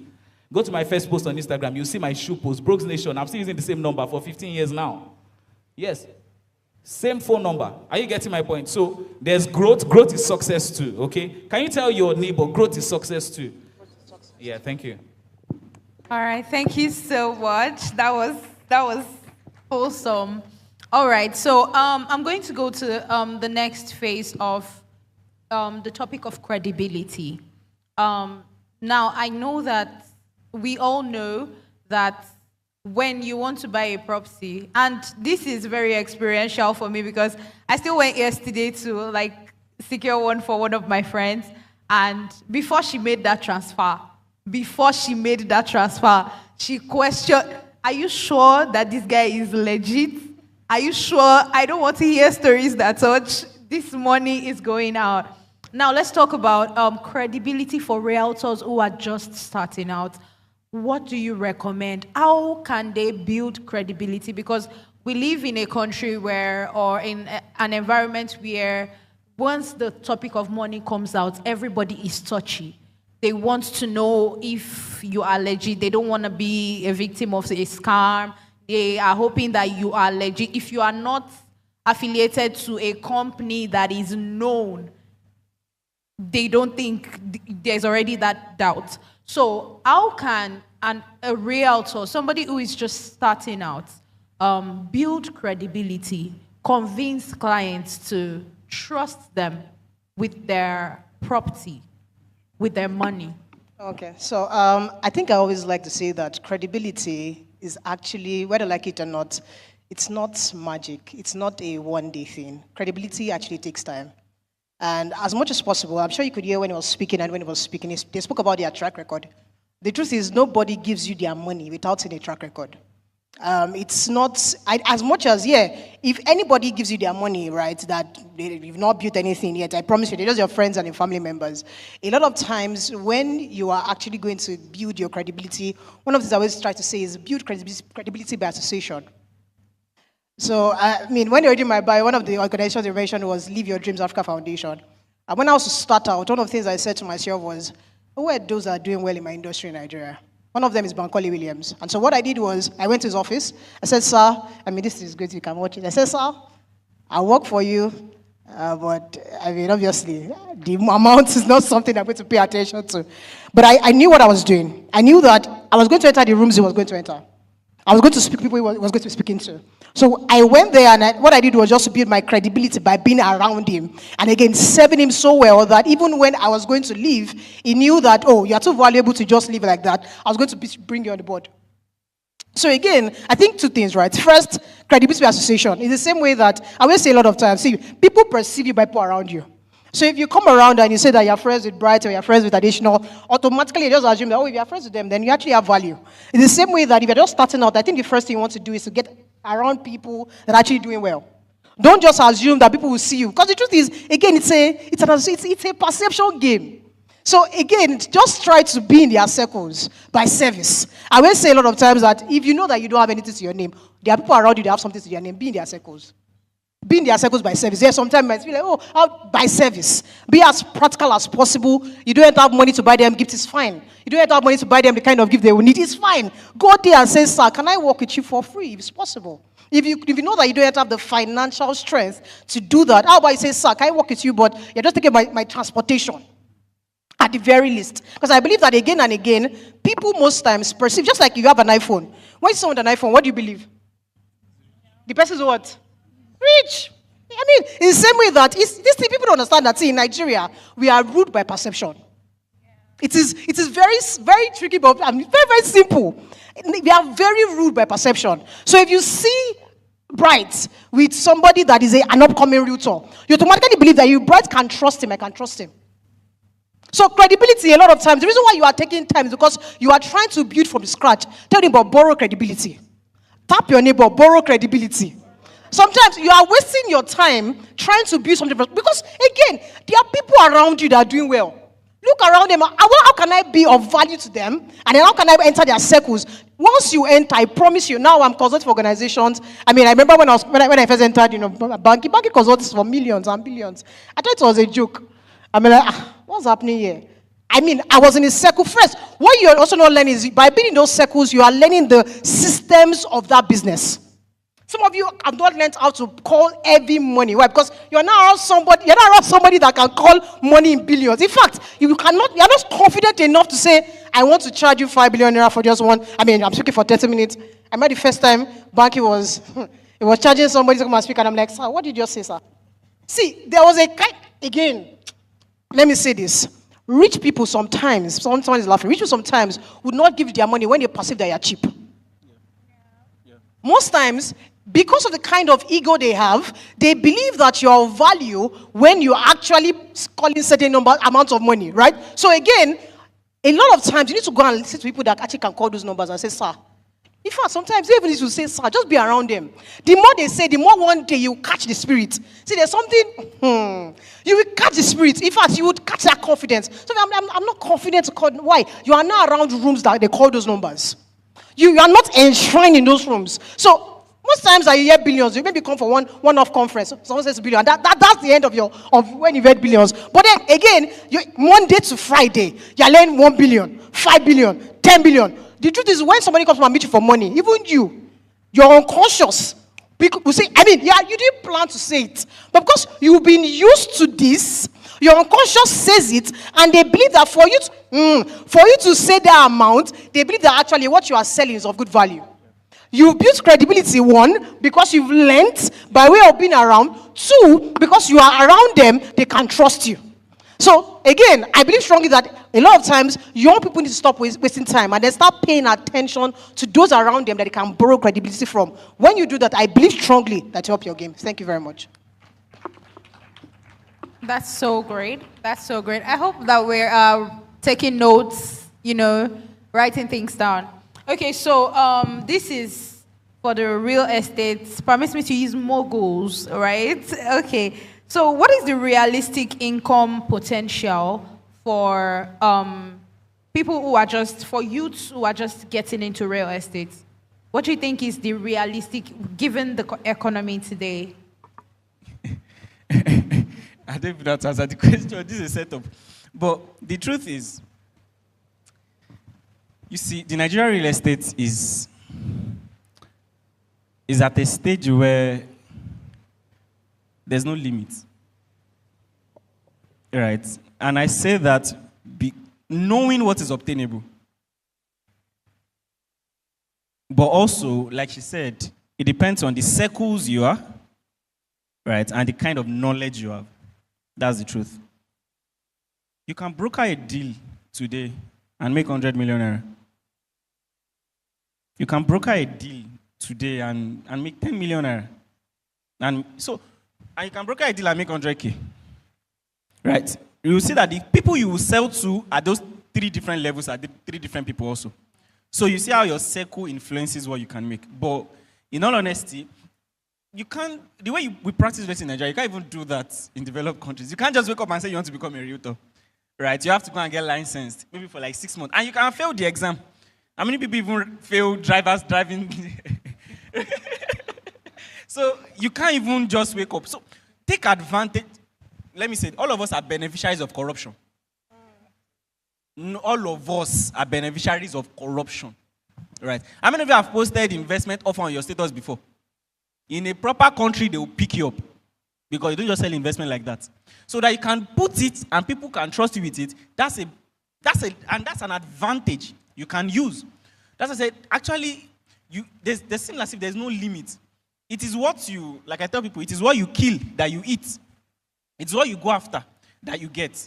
Right? So if you want to do 100 million, I used to be frustrated. Because I see people that don't know what I know, making more money than I am, and I'm like, no, this cannot be. What's going on here? So I realized that, okay, in this game, it's not who you know, it's not what you know, it's who you know. So it's someone that just joined real estate in the next 2 weeks, and she's brokering a deal of 50 million naira. And we told my grandma on Instagram, everybody's still asking me, send. So it got to, I think the day I now got that light was the day someone reached out to me from TikTok. And she didn't ask for the title. She didn't ask for, she just asked, you have a land here? I heard you mention it. I said yes. Oh, how much is it? I said the amount. And she sent payment. Nothing. No title. So I realized that she later mentioned that she's been watching me for over 1 year. So there's a way I've built an impression with her that she knows that I don't need to be double checking this one. What closed that sale was not what I said. It was the circle, the impression I've built over time. So for example, someone has a family, an uncle, that has seen that this person is industrious. That purchase they made might not even be to buy the land. It might be to encourage the person. Right? So that's circle influence. Or you just might not tell. So what I'm trying to say is that as much as you want to also, pay attention to learning, circle is very important to determine how much you can earn. My first big money in consulting was someone that could not afford to pay Stephen Akitayo. That said, but I know you've learned from him, so I'll pay you. I'm telling you. He said, in fact, so if you're also serving, serve to stupor. It got to a point, I can't say, so let me say the other part. It got to a point, people started calling me by his surname. So people forgot that, in fact, that's why I started to use my name. Because people started calling me Okwemi Akintayo. I said, no, that's my father's name. And why? Because of the way I carried it upon my head.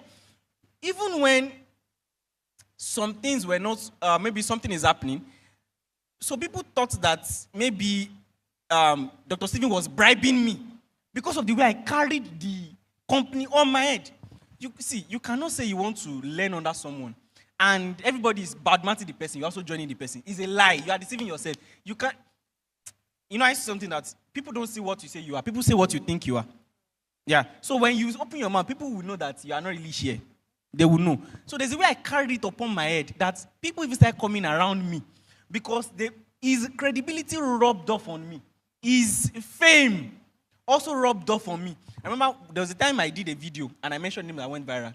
One of the things that I was grateful for is that was not my first video that went viral. Because I would have benchmarked my going viral on him again. So I was like, okay, now I think I'm out of his shadows. But I enjoyed the shadow. Some of you are too in a haste. No, I don't want to be known. You are in a company. You don't want to be shared with the company. And you are a nobody. You're just stressing yourself. Right? So be patient. In fact, people will spend big money with you, not because of you. Because of the company you are selling for. That if you have to stand on your own, nobody's going to send. So your income bracket as a startup, as a starter, is based on your affiliations. Maximize the affiliation well. If you want to sell for Audacia, let the people think you are a co-founder at Audacia. Let people think, because when you finally leave, they might not see the name again, but subconsciously they will still attribute you to success. So you want to cheat out to earn big, that's the cheat code. I'm telling you, there's no grammar you want to. As someone who speaks grammar, I'm telling you, grammar does not pay the bills. Affiliations does. I tell my guys, I said, don't struggle to go and find your leads. Just stay here. Me, when I talk, leads will come. You just be closing. Just be. But you struggling to say you want to go and start getting leads. You stress yourself. Just carry the name on your head. Close the lead. Even when you say you want to leave, you've already carried the brand attached to you. That's the cheat code. Don't stress. Some of you like struggling too much. Okay, so I think he already started that conversation. So I'm just going to add this question to it. So the question is about your network. You know, there's this thing that we say now that the friends you have, the company that you keep, the people around you are the ones that your children are going to call the connect that their parents have, the net worth. So he already started answering that question. So I just want you both to build on it. How can people the youths of this day, getting into real estate and all of that, and even generally in life, how can they build their network, a solid network, even with, like he said, affiliations with even their peers? It's not everybody, to be honest, you cannot guarantee that everybody will be a success, right? So what are the things they should look out for? How can they build? How can we build? Okay, so I'll start answering and then Dr. Bright would, wrap it up. So I always say this every time, that quality attracts quality.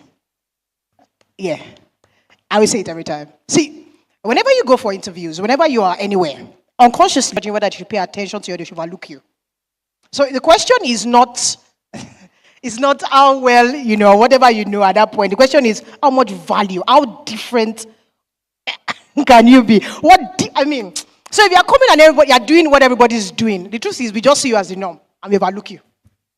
Most times, people unconsciously, when they step into the rooms, they are looking for those that they actually want to be. I always say this every time. Whenever I go to events, there are people that they are struggling to collect numbers, and there are people that they actually say, give that person my number. I was at an event last year.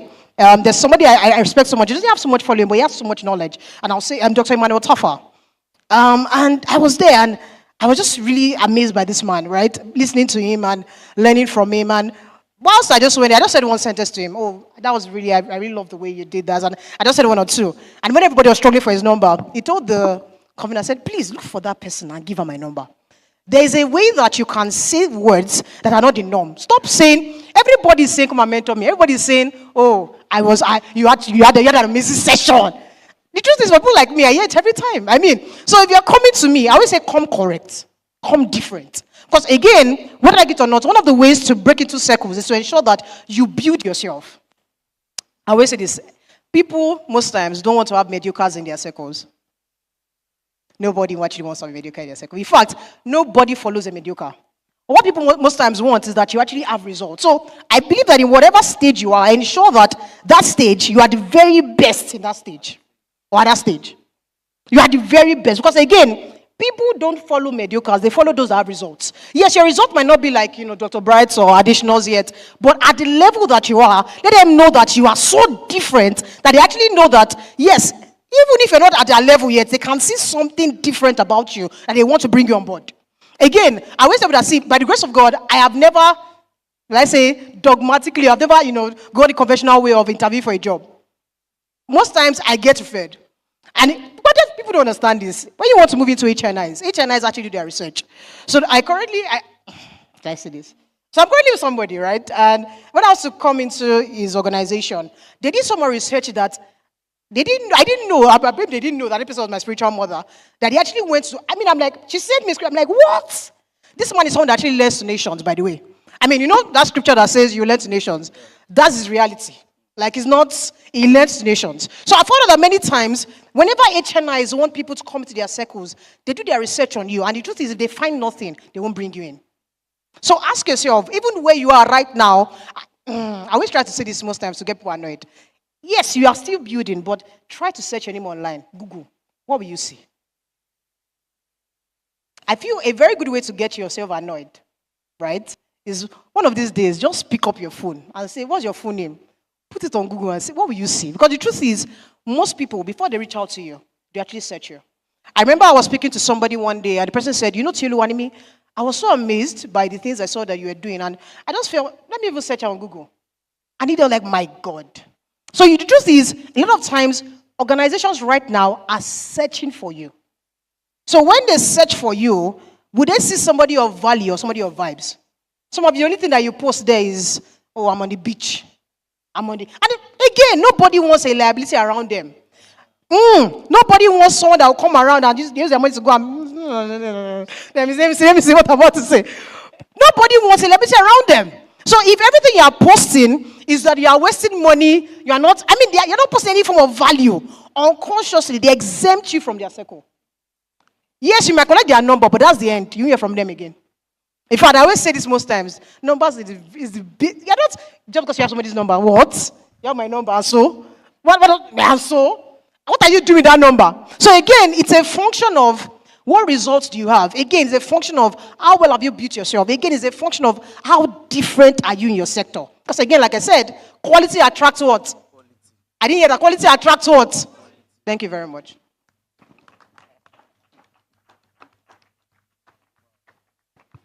I'm inspired. Okay, so let me round that up. So I love let me just end it with this. Let me say some brutal, just little things here and there. So first is, I have a very strong feeling that if you're seated here, it means that you want to be richer than you are right now. If not, whatever figure is in your account right now, you should be very proud of it. So if you're proud of the figure in your account, can I hear you say, I'm a billionaire? Even me, I won't shout. Now, that answers the question. Everybody needs money. Are you getting my point? How do you get money? By offering value. Simple English, sell something.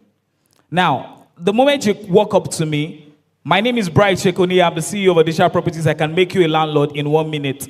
I've sold my value to you. The question you want to ask now is, do you want to talk to me or not? If you have the money to give to me, I will collect the money. I tell everyone is my client. I say that. I've closed. Additional that is still here, he has given me money. You don't want to know. Any book I launch is the first person. And he's my friend, though. Additional, are we not friends? And that's another thing, too. Some of you see your friends finish. Are you getting me? That's another thing, too. There's money. Let me tell you, my first real estate deal was my mom. My mom used to swear. Okay, you are not in real estate. You will not understand.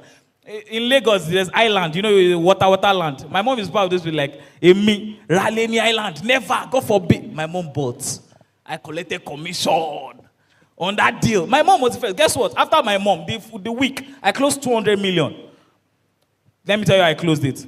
It was even a friend of my mom I was selling shoes before. So it's never audio. I took those shoes. I went to go and give, when you say your widow's mite. So I went to the house. I went to give the husband and the wife ankle shoe, palm slippers. So like, oh my God, are you serious? They didn't bring any. They did a very big party. Guess what? Nobody brought any gift. I was the only one that brought that gift with my branded nylon Akube shoes. Oh God. When they were telling me, said, I'm so proud. I said, I'm proud. Thank you, sir. Thank you, sir. I will not lie to you. From that day, I've been looking forward to sell to them. The moment I got into real estate, guess who I called first? That family. They got one house from me. They got home. They called me. They said, oh, I told my friend in the US, he likes the house. They want to buy beside you. I said, sir. I closed the second house. Guess what? The friend of that one called me. I sold 4 houses that way. 4 houses. First week of joining real estate in 2020. That was the money I used to rent my house. So when you ask how much can you make, you can make so much and you can make so little. Are you getting my point? Now, the honest truth is me, I'm still very hungry. I'm always hungry. I need money this morning I was coming, he was asking, how many of you have made millions this month? If I don't make money every day, mama, my body will shake me. Because you spend money every day, yes or no? So you have to replace it now, Abi. Are you not supposed to replace it? How are you replacing it? You are hoping on God, praying to God. I'm praying to God too, but my account is getting watered. Because I'm offering value, I'm selling something. So how do you start? It's very simple. Let me tell you the easiest way. First of all, understand that you don't need to be rich to be rich. All you need to know is to know who's rich. You don't need to have money to have money. All you need to know is know someone who has money. Tell them what they need to hear and collect the money. That's all. So, for example, Ashakan, I said Ashakan. Ashaka, right? You see, big boys, name is already rhyming. Are you getting me? Now, for example, look at him. I want to sell something to him. It's easy for me to sell a tripod to him. Imagine I tell you there's a tripod that can follow you around. You don't have to operate it. No remote. Just put the remote in your pocket and it will not be flying with you like a drone. You buy it. See, even if it's just prototype, I'm selling to you. You will buy it. One, because it's bright that I'm selling it to you. You don't want to form my hand. Are you getting me? I'm like, this product is made for you specifically. In fact, I feel like I should come and collect money from you right away. Are you getting my point? Because I'm selling a product tailored to him. Now, why would they buy real estate? Because everybody pays real estate. How many of you agree? You pay rent. Every restaurant you go to is real estate. All we are in currently is real estate. Everything you do is real estate. I went to a restaurant in Ibadan. They were selling me spaghetti bolognese, even if it was not bolognese. So, I'm sorry, I'm Ibadan boy, but that's spaghetti and stew. But you know what I mean, right? But they put like 25,000, 30K there. Why? Because the spaghetti was inside AC. That's branding. You see, so the spaghetti in your house is different from spaghetti in one place with AC and white walls. Are you getting my point? But at the end of the day, are they getting customers for it? Yes. So package your products properly. If it's real estate, you have some family members that have money. When you go to beg them for money, they won't give you the money. But sell a property to them, you can make up to 10 million in commissions. I hope you're getting me. So let's see how we can milk the people we know. And if you don't know anyone, this is a call to actually start getting to know people. Thank you very much. Thank you so much. Thank you so much. That was quite insightful. Okay, so this is the final round, and I'm going to be asking you to do something very unconventional. Okay, so given who you are and your experience, if you could give anybody in the audience now, this is now the whole audience anyways, if you could give them 3 secrets, if they could pick your brain for a few minutes, what would you say? So they want to pick your brain. We all want to pick your brain. We want to see that secret you could give us that's like a life hack. Yes.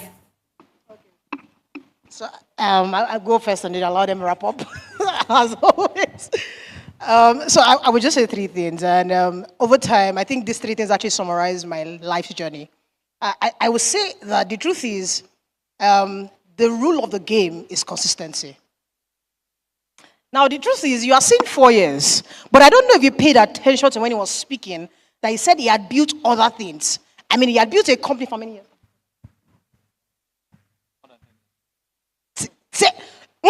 Is someone listening to me? 10 years. See, I know that most of you are trying to say, my God, this. But I tell you, if you can build long enough, well enough, you will see results. Your problem is, or most people's problems is that the fact that they are comparing themselves to someone that started 12 years ago. I just started this year. The rule of the game is consistency. In fact, some people will never pay attention to you until they say that you've done it long enough and well enough. I promise you. I remember that the first time, so we run an organization, the first time we moved into millions, I promise you it was, in fact, my siblings ignored me for a very long time. And even, my siblings are okay.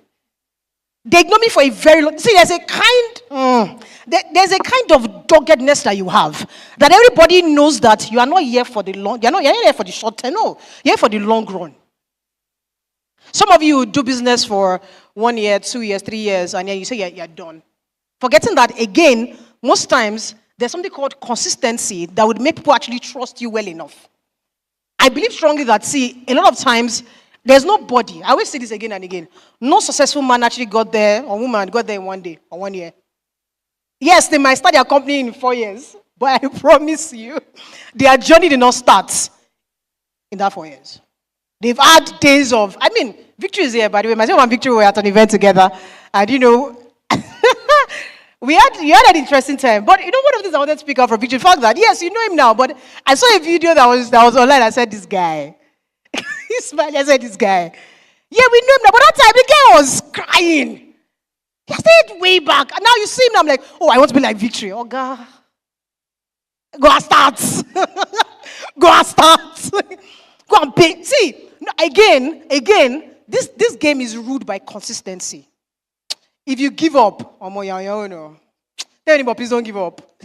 See, I know that this is not even me trying to sugarcoat it to you. I promise you there will be challenges. I promise you get frustrated. I promise you there are days that you will cry. There are days that you say, who sent me? Like, not polite tears. I don't know if they said that to you, but I mean, like, you say, my God. Like, you will cry your eyes out. Like, nothing is funny again. You would feel like, I am done. Are you really building something if you've not gotten to that stage? So again, the rule is, start up again, go again.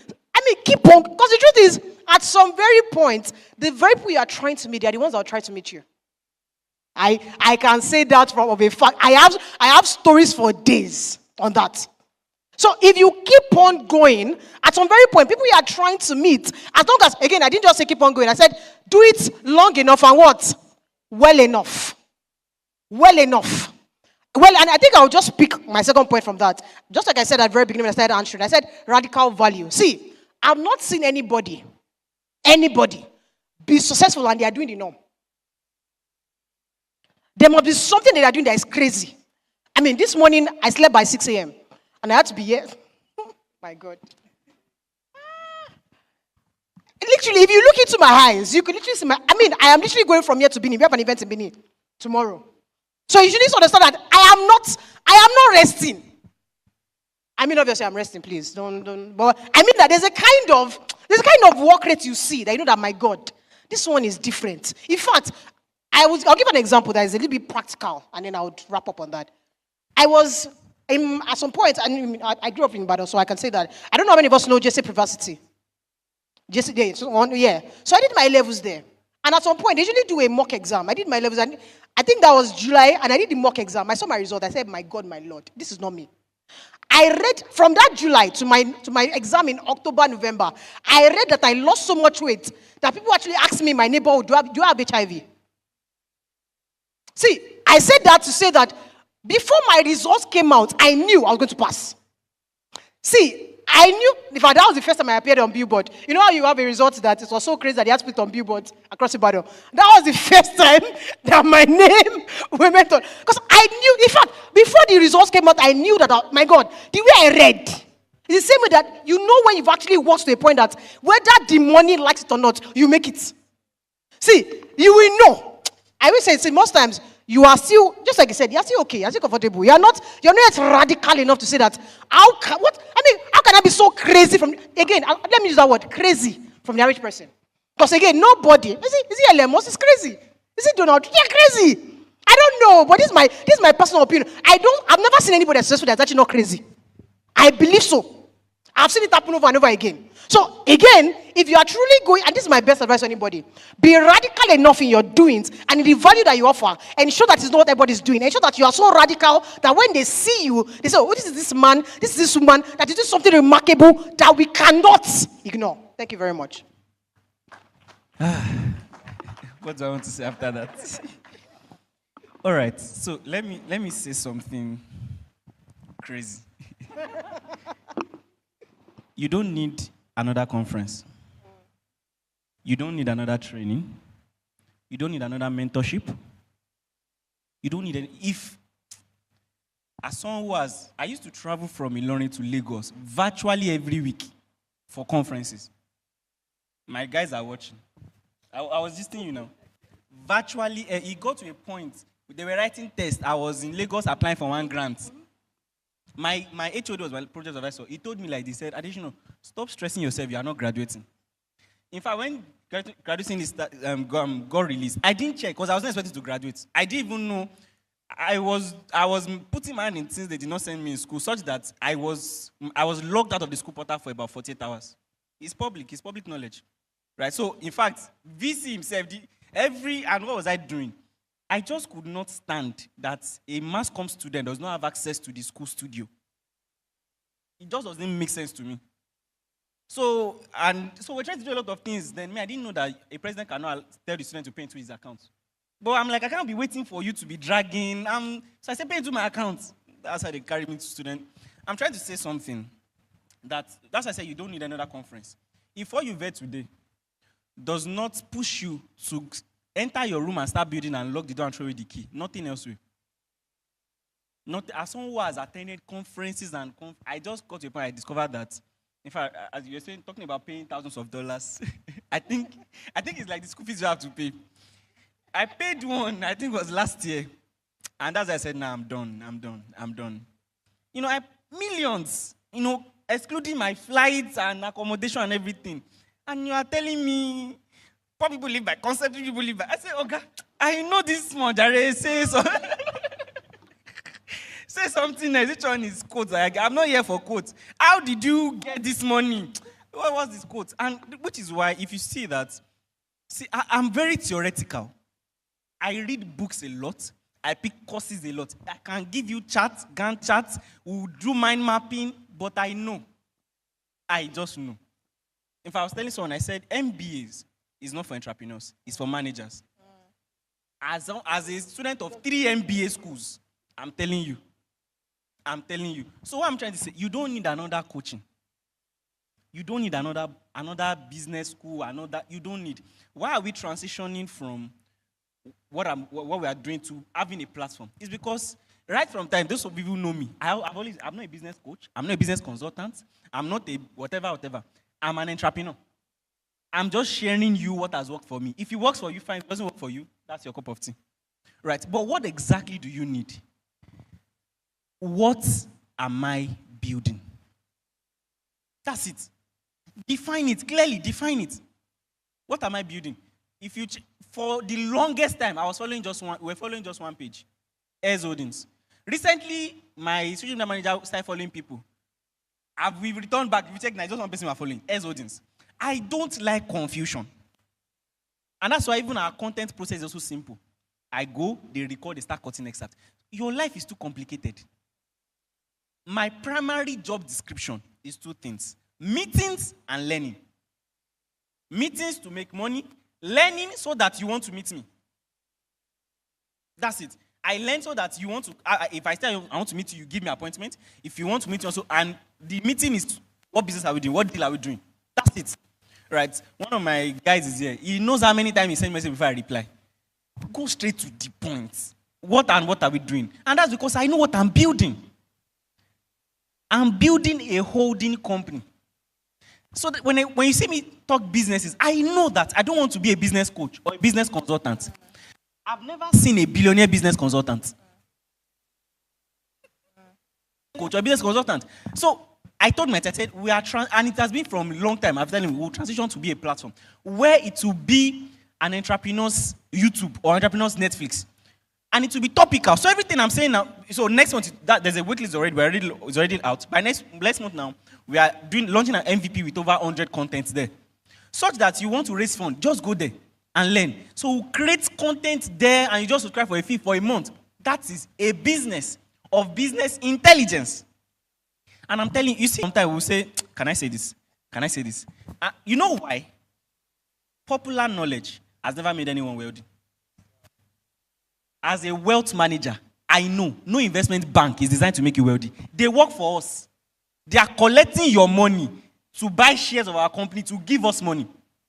They work for us, not you. That's the truth. Unless they want me to lie to you.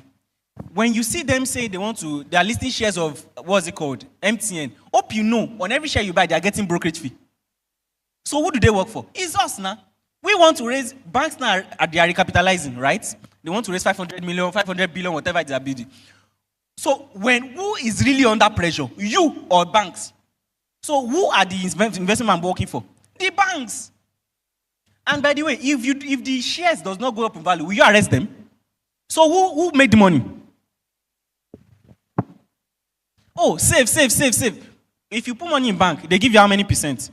Maybe 14%, 16%. When you go to take loan from bank, how many percent do they give you? 40%. So who is helping who? Popular knowledge has never made anyone. In fact, I'm writing a book, it's coming out soon. False promise. While you make wealth advisors rich, but they can't make you wealthy. That's the subline of the book. What am I trying to say? You see, we've said a lot of things today. But I know that when you clearly define what you are building, and you pick one person that looks like where you are going, and you start following and observing the person closely, forget distraction. Hope you know the most influential people are not on social media. Oh, don't be deceived by social media following, you know. Let me tell you, the person that has changed my life in business the most does not have a social media page. It doesn't have. If I mention his name, you know his company, but if I mention his name, you don't know him. I'm telling you facts. He has given my biggest deal ever. If I need to be challenged, I don't go and ask you, I just go and sit down with him. So if you think social media, that's why it doesn't move me. I've commented and I've replied you before. You throw me, you compliment me, nothing. I don't even see. I just install social media, check something, uninstall it back. That's how I do. The thing that put the post. But I'm telling you that focus on what you are building. There's no difference between you and I. No difference. I'm as human as you are. I eat, I shit, I sleep, I wake up. No difference. Why am I upstage and you are learning? Right? Because there's something I have. It can be money to you that you think, I think I want to be where this guy is. And I'm telling you that there's no other secret. I faced my business. And then I have a very big vision that I would not stop until I get here. That is the difference. You have this vision today. Tomorrow you have another vision. Next one you have another vision. Today you see someone is doing well in agric, you want to go. This one is doing well in crypto, you want to go. I see some biography design, fashion designer, realtor, entrepreneur. You are doing everything. You're doing everything. Check my bio. Founder, adesina.io. Simple. Nothing else. If he's not Mr. Bright, I won't be here today. He knows. I've shut down for the year. I've shut down. And he knows that I've been working in Abuja. I left Ibadan last week. I thought he's the only one that can bring me. I've been rejecting invitations. I was supposed to speak on 5 the same thing you are pursuing, is distraction to me. I'm supposed to be on 5 TEDx stages this year. I decline everything. Because guess what? They are distractions. They'll make me just feel like, TEDx speaker, God, I don't need it. I don't need it. No award nominees, ambassador nominees, honorary degrees. Oh God, stay on one side. That's what many of us are pursuing. I'm telling you that someone is on my neck to bring me to the UK. I said, I'm not ready.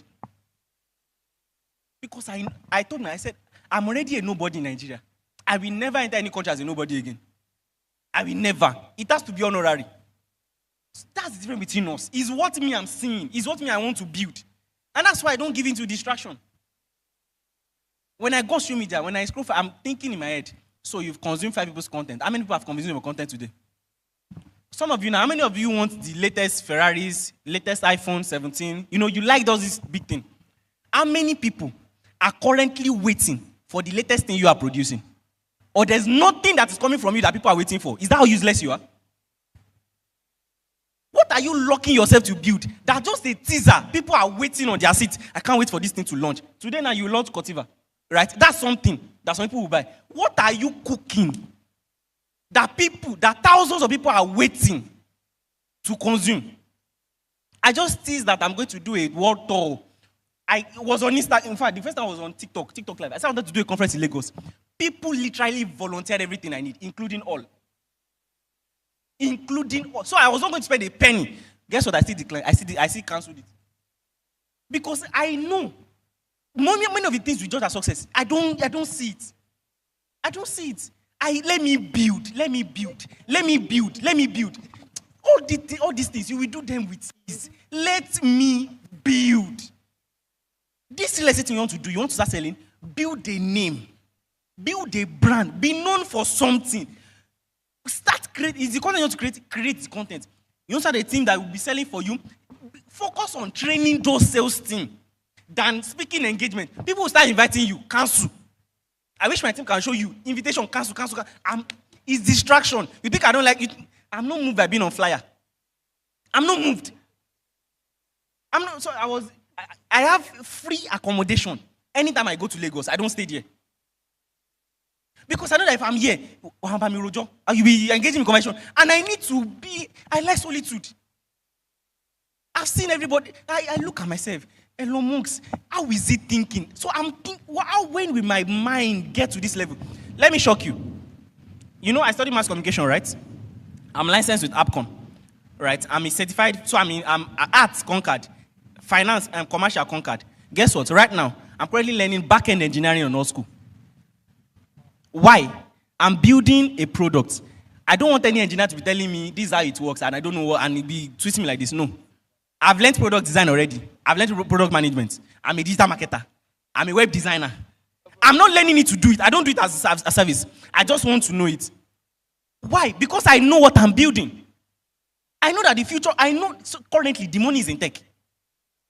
So I have to be aware. What's happening in the blockchain technology? Recently, some of my guys in Forex, I told them, I said, come and live with me. In crypto space, come and live. That's the difference between us. Is what me I'm building. So I'm obsessed with what I'm building, such that I can die for it. I can go all out. I risk my life every day for it. Because if my life is not risk, even at home, now. So is still, what are you building? What is that one thing that you are currently giving? And guess what? You can't tell me you are building, and people living with you don't know. They can tell. They can tell that nobody, they will tell you, I've been teaching since 2012. 2012, I was 13, because my education is quite fast. At 13, I was already done secondary school. And that's when I've been teaching JAMB lessons, because I could not afford to pay JAMB lessons, so I have to teach. So that teaching is my JAMB lesson fees. That's what I've been teaching.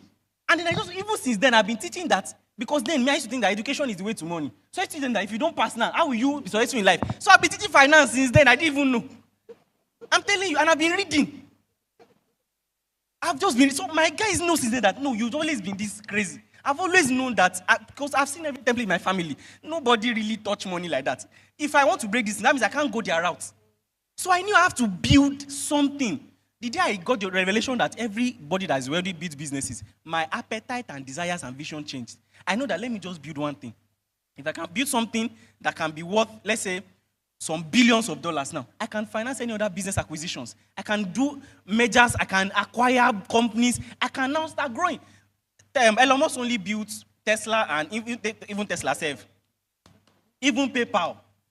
He has engineers. But there's something he has. It's called vision.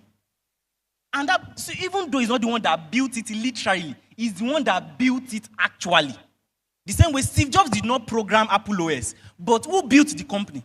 Him. So what are you currently building? That's the difference. See, you might not be at my level in the next 6 months. This is how I think. You might not be at my level in the next 3 months, in the next 6 months. But if you focus on what you are building, you know that in the next 3 years, we'll be on the same stage. I won't be your senior again. That's why when we want to prostrate, I said, you are not prostrating to greet me because you honor me. It's actually because you don't know yourself yet. Right? Honor is good. I honor people too. I prostrate for people that or that pass me. But I'm saying that there's a honor that is not actually because I honor, it's because I'm actually still a nobody. Many of you, the honor you give me today, if you touch 1 billion this year, you will see me and cost my papa. That's just the truth. That's just the truth. It's not really like when you like me. You're just hoping that maybe I will strike a deal with this guy. That's why you're really saying that Mr. Adesina is a lie. So I'm saying, if all of us face what we are building, sooner or later, we'll be peers. That honor will now be mutual honor. That's why you don't need another conference, another training, another thing. Right? If getting, there's this your book, Sell or Beg, that you are, in fact, I don't think anybody should be here, you don't have that book, I should not buy. That's the first commitment you are giving yourself. There are books I read every day for 1 year. Every day for 1 year. If that book alone can change your life, just buy it and commit to it that I will do everything in this book and watch your life change. Maybe not today, maybe not tomorrow like that popular quote say, but I know in the next few years, we will see each other and it will be mutual honor. Thank you so much. Thank you so much, sir. Ooh, this has been very, very full. Okay, so we're just going to take a couple of questions and then we will end it from the audience. Okay, so this question says that what mistakes did you make early on that you would advise a new realtor like me not to make?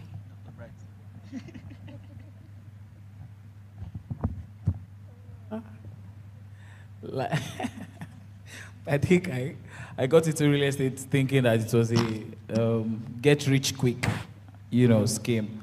Like a lot of us right now, the way we're talking, I said this, so I'm going to give you another disclaimer. If we're making it look like real estate is one very sweet industry, think again. You have to put a lot of work, you have to put a lot of commitment, you have to put a lot of consistency, you have to be, back-to-back content creation. I really love the submission from the two other panelists. And I think for me, I would say that I had to kill my desire for wanting to show off. I think that would be my very first, and this is me being very vulnerable and honest with you guys. A lot of us actually want to get out of poverty to show poverty. And when you continue to stay in that circle, you won't get out of it. And I'm sure you can relate to what I'm saying. For example, the moment you begin to see that you want people to think about you more than who you really are, there's a problem. Because let me tell you something, you will make money from real estate. And the money you make, you will now use it to do what? To start building. And guess what? That's how fake life starts. See this thing I'm telling you, I'm smiling. I had to go through a lot to learn it because when I started listening, I bought Benzo. God. I was a big boy. A hot boy. It's not that I should have been saving money. No, I was like, there was this very nonsense thing I did. Please don't do it. There was this class teacher of mine back then in secondary school. I'll not lie to you. I've been meaning that man. And I said, the day I make my 1 million, that guy will be the best guy I'll send money to. You say I will not make it, I'll show you now.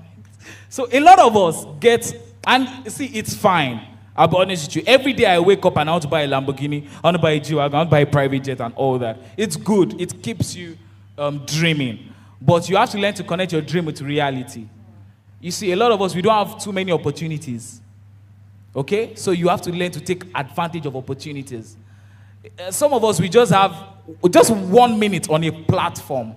We have to be ready to give the best. I've closed most of my deals when I go to speak. Most of my biggest deals were when I went to speak. I'll be honest with you. There are clients that come to meet me after and said, my group of companies, we want to close a 1 billion naira project. And I think you would have a friend that can pull it off. Guess what? I don't have to have the product. I have to just make a phone call. And guys, 1% of 1 billion is better than 0%, my people. I would rather Benusi. I would rather Benusi deal here than, behave like as if I don't need the money. I need the money by the end of the day. So, what am I saying? You close your first deal, your second deal. Invest back in yourself, not in what you're wearing. See, 2 years ago, you see I'm being vulnerable. 2 years ago, I used to advise that your first money, go and buy iPhone. Don't buy iPhone, no. Survive first. You have to find a way to make the money back the way you made it before. That's the way you know it's not luck. Are you getting me? Sales is a skill. You're going to read the book, Sell or Be Broke. Buy that book. Sales is a skill, so you can learn how to sell. So all of you, I'm talking to you today. Some of you are already extroverts. Some of you are introverts. Some of you don't know how to talk to people. you can learn it. You can learn how to sell. You can learn how to present yourself. You can learn how to brand yourself properly. So if there's one thing I would say is invest in yourself. You don't really have to go to conferences and all that, but pay for classes, pay for sessions. Know how to communicate better. In real estate, you can't just talk to people anyhow and collect their money. You got to speak well. You have to speak figures. You have to speak, you have to speak prospect, forecast. Okay? So as you make your first deal, maybe it's by luck. Like me now, close my mom first. That was... You guys know that's a bit of emotions, right? I can't stay there. So I took that money, refined myself, got myself. Don't follow me. I got a place on the island, and I was sleeping on the floor for 1 week. You see, the fact that I was sleeping on the floor for 1 week, I was angry. So I'll be going to the office. I'll try to close. They don't know. If a bed, I wanted to buy a bed because if I go to the office, what's in my mind is I'm going back home. And some of us, you have done this thing I'm doing. You put yourself in a very uncomfortable situation because you want to grow. It's very good. Are you getting my point? So spend on yourself. That's the first thing. Invest in yourself. Don't go and squander the money because the money is sweet. It comes very easy.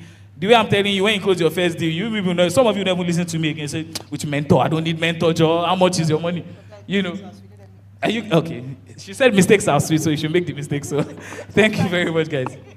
All right, thank you so much. Okay, so the next question says, in a scenario where the company you work in lacks certain things that would enhance the development of the company, and you have tried to talk about it with them, but it's not yielding, they're seemingly not listening, what can one do?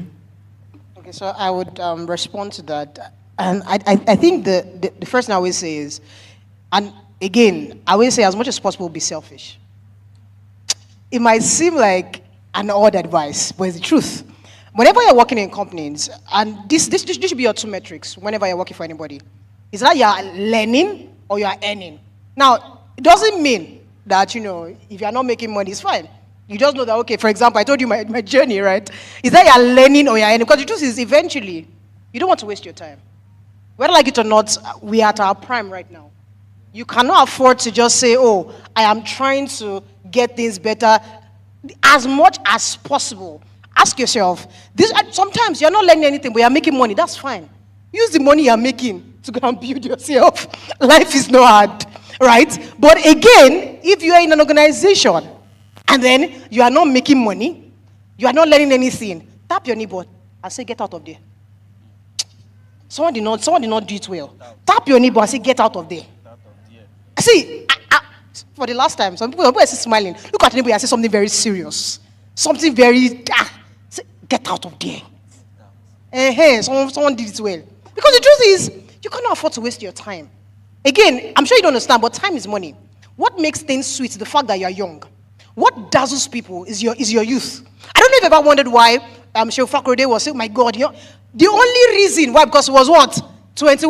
7. So the truth is, let me say this. The truth is, nobody is excited about your achievements when you are doing them at the age of 40 anymore. So if an organization is not helping you to do one of those two things, as much as possible, get out. Have your exit plan. Because again, what makes the world fascinated at your results is not, again, yeah, results are good, but they are not just the results in themselves. They are ultimately also, when did you achieve them? When did you achieve them? So he's saying 27, I don't know. I mean, my media team did something very funny on my last birthday. They did a documentary for me, and then at the end of it, they put my age 25. I'm like, what's this? Who told you can cast me? But anyways, so, I mean, he's saying 26, 25, literally, all of this to just say that you don't have to be old before you do certain things. Most importantly, ensure that you are maximizing your youth. Because again, have you ever wondered why companies will say that, don't enter by the time you're above 27? Someone listening to me. So it means that if you stay too long in a company, you are not earning, you are not learning, you become wasted commodity. Nobody wants you anymore at a certain age. See, it might seem like a hard pill to swallow, but it's not the truth. Companies also want you when you are young. So while you are young, you need to ask yourself, be very strategic. Don't just stay there and say, oh, I want to move the company forward. Is it your father's company? Well, if it's your father's company, you can try. But again, is it your father's company? I mean, as much as possible. You need to understand. See, again, okay, I'm also a spiritual person, so I think I'll just say this. Except the Lord tells you to stay. But based on my understanding of, life and what I've come across, if a company doesn't help you to learn or earn as much as possible, get out of there and ensure that you maximize the years that you have now to the fullest. If not, you will look forward in the maybe nearest future and at some point I wonder how did my time go? Or where did my time go to? So tap your neighbor for the last time and tell them, this time to smile and say, if your company, look at them, if your company is not helping you to learn or to earn, see, I love you so much. Even if you don't love them, I love you so much, but get out of there. See, just in case you didn't hear me before, say it again. Just in case you didn't hear me before. See, this is what I am saying. Get out of there now. See, I don't know what you are thinking about, though. But get out of there now. Thank you very much, guys. Thank you so much, guys. Thank you so much. Oh, that was good. Okay, so this question says, what do you do in a situation where you're a beginner in real estate and you find it very difficult to generate leads, especially when your circle and the people around you do not take you seriously because you just started? Okay, very simple. Sales is a numbers thing. The more people that see you, the more sales you are likely to close. Number one, explore the low-hanging fruits. What is reachable? Do you have a smartphone? If yes, start creating content like you don't have any other thing you are doing in life. Tweets like no man's business. Be on everybody's tweets. Just videos. You are not the one that will be creating 1 video per day. At the point when I used to edit my videos myself, I post 3 times a day, 8 a.m., 12 p.m., 8 p.m. So you don't already have circle. Let me assume, you don't have budget to run ads too. You are creating content like a foolish person. Go and benchmark yourself. If possible. Thank God, TikTok is even easier to create content now. Right? Just be jumping on every trending sound. Use one sound to create 20 things. Just make sure it's really a caption. There's a sound that they'll just be that, there's currently a sound now. One condition. Is it for La and DJ Tunes or whatever it is? You can use that one. Just be putting let's caption.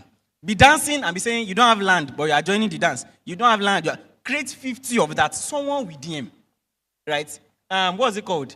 There's I don't know what's the other sound. There's Oluwatosin. Use it to create content. Just explore. That one is only data it will cost you. You cannot be the one that does not have leads, and you're still creating one content a day. You are waiting till you have one backdrop. You have one. What's backdrop? What's camera? Right?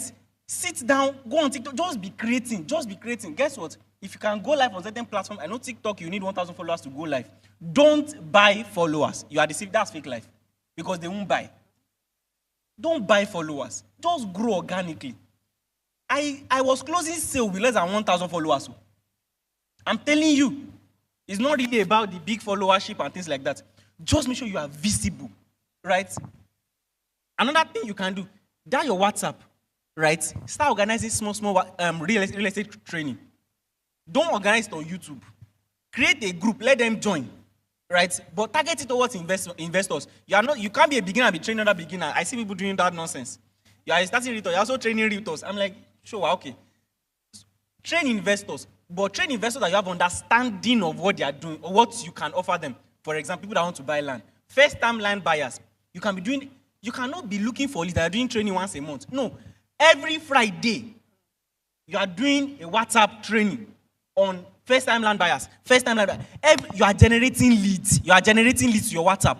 Make sure it's on WhatsApp. Even if you later happen to maybe host it on YouTube or whatever, make sure you put them in a group on WhatsApp or save your number, and then you send the link there for them to join. And even those videos you now did on YouTube, cut extracts from there. That's another content you are posting. Right? And that already is generating leads for you. If you are using LinkedIn also, write every day. I'm not telling you what I've not done. I used to write newsletter every 7 a.m. every day. This is our new platform that we're launching now. If anybody's on the wait list, you've already got emails from me. I write the emails. Do we have people that write emails yet? But for this, to the launching stage, I'm writing the emails myself. You can't be lazy. So you're writing LinkedIn also every day. And I taught you something in the morning about generating leads from LinkedIn. Personally, I think cold leads would frustrate you. That's why I'm going the route of you hosting trainings. Because trainings means you're already turning them into warm leads. Then if you're also writing on your LinkedIn also, it means that anybody that is commenting already has interest in what you are saying. You get that now? And then make sure there's a call to action in everything you are doing. So you can't be creating videos like 20 a day. You are writing LinkedIn content 3 times a day. You are hosting classes on WhatsApp Friday, Saturday, Sunday, every single week. You can't tell me you will make a sale in 30 days. There's no other grammar I want to tell you. That's it. Thank you so much. This has been an amazing time. Can we give our guests a round of applause as they go back to their seats? Thank you so